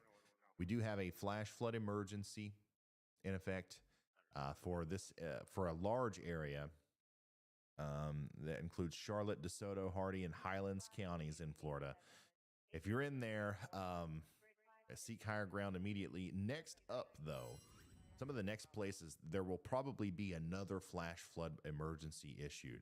And I don't know when they'll do that, but it'll be, if this continues to dump rain at the rate that it has been, within the next 2 or 3 hours, we'll see that come out for probably Bowling Green, Frostproof, Avon Park's already included in this one, but areas near Hillcrest Heights and places like this, I think that you guys are going to be next in line for seeing some of these really, really insane rainfall totals. So get ready for that. If you hear that warning come through, you got to go.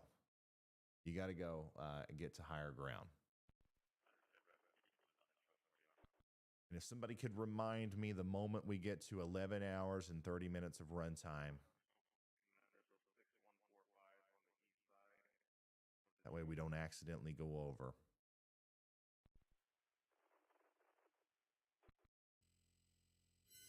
Here's a dramatic video from, what is this from? Port Charlotte. This is from V. She says, my aunt, who is currently working at the hospital in Port Charlotte, sent me this video showing the roof caving in. ICU patients are being carried down flights of stairs, and flooding is happening throughout the hospital. My goodness. So the Port Charlotte hospital is undergoing significant damage and flooding right now. Really unfortunate. Thank you for the support, Jackie Johnston. Very generous contribution. Wendy, thank you for the Canadian contribution there. And then everybody say thank you to Bash, to Bash Mode, who is also another OG member of the Ryan Hall Y'all club here. Back off a little bit. They're pretty far back. So thank you, Bash. Appreciate you, man. Rockford Snacks are. What did he say? Rockford Snacks are. They want to back off a little bit. They're pretty far back. Oh, okay. That was a misclick. He meant to send that to somebody else.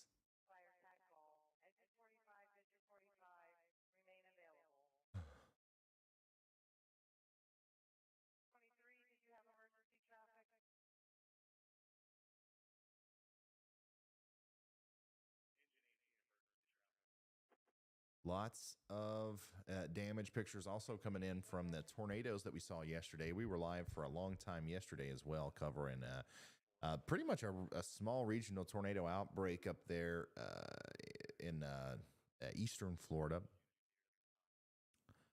southeastern Florida. And a lot of damage pictures are coming in now from that. And we saw a lot of, just on radar, we saw a lot of probably big tornadoes, and you can see pretty clearly that that's exactly what it turned out being. Lots of cars and homes damaged here in the Delray Beach area from those tornadoes yesterday.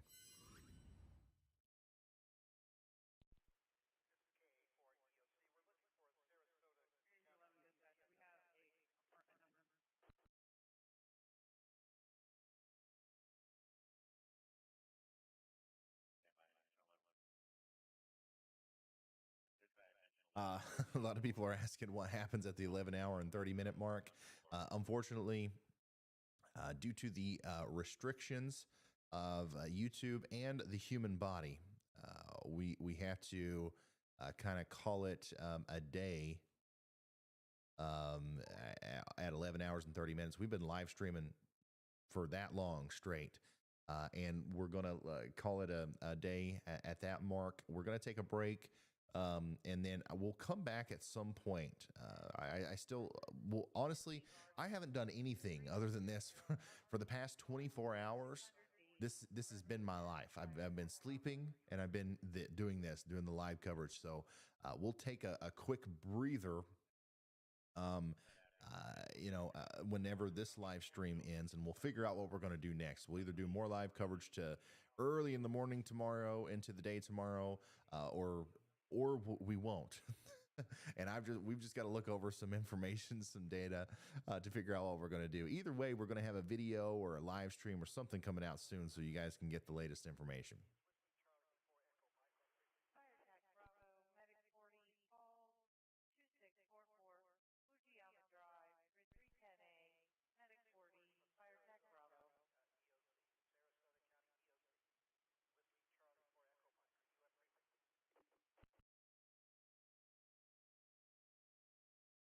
I should say, yeah, for the past 48 hours, this has been my life.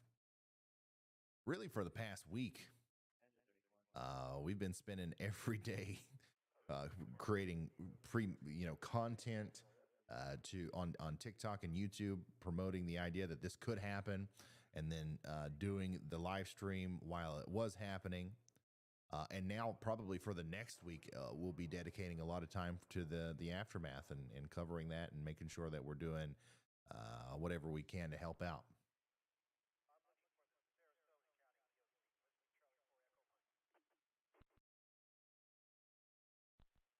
Yeah, this will rank in the top 5 hurricanes to have ever hit Florida.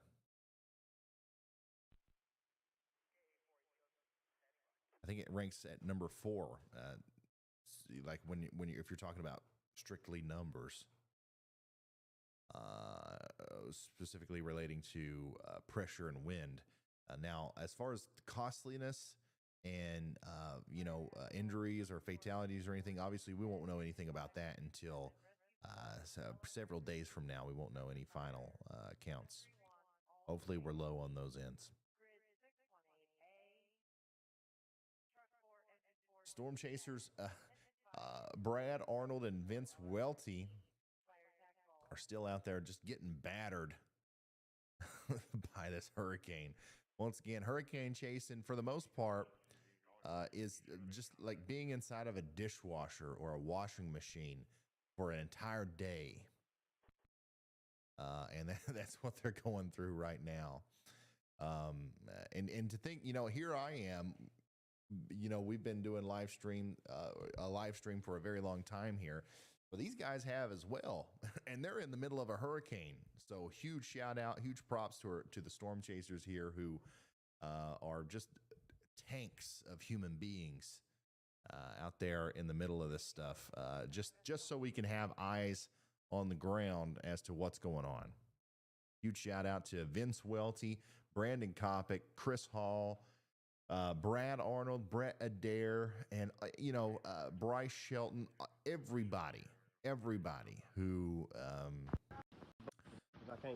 was a part of this today. You are a big part of what we were able to do. I'm running out of words to say. My brain is scrambled right now after sitting here doing this for so long.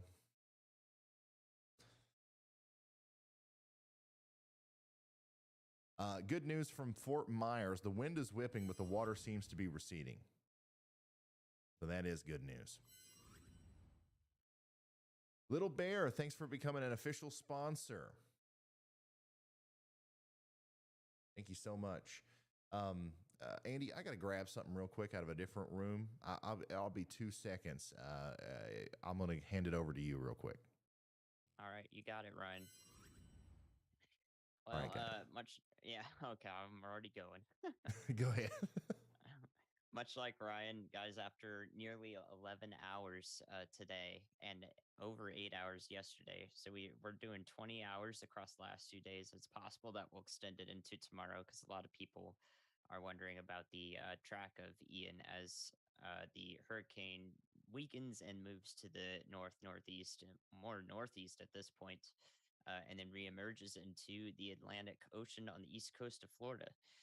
And again, I want to reiterate for anyone who may not be fully on board yet or is just now joining us, the hurricane is expected to weaken dramatically as it's going on shore, as it is currently doing now, and eventually exit as a tropical storm force, which is that's around 60 miles an hour or 70 miles an hour or less. So the winds are not the major concern as this thing weakens overnight. We're more concerned about the flooding that Ian will bring with him into inland Florida here, and then eventually into South Carolina and Georgia as well, as he heads into the southern Appalachia area before dissipating entirely. So the remnants of Ian, you've probably heard that phrase before. The remnants of Ian will be something to monitor, 3-4 days down the line as we go into that phase of the storm. People will likely still be talking about him because, it'll be raining a bunch in Columbia, South Carolina, raining a bunch in Charlotte, North Carolina, and then into maybe all the way even up into Eastern Kentucky where Ryan is based.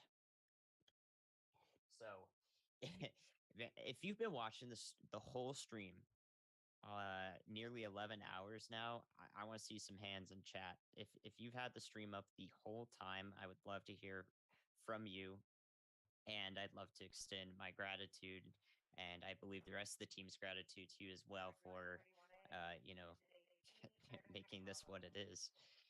And even if you haven't been here the whole time, if we have been able to deliver some good information to you in particular, that's why we're here. So I hope that's happened. I hope that we've been instrumental in, either delivering new knowledge or what have you. Look at all those hands. Wow. Really, guys? All of you? 9 hours. First 2 hours come back. Wow, look at that. Dang. That is impressive. All right. Well, that's good news. That's good news to me. I think that means that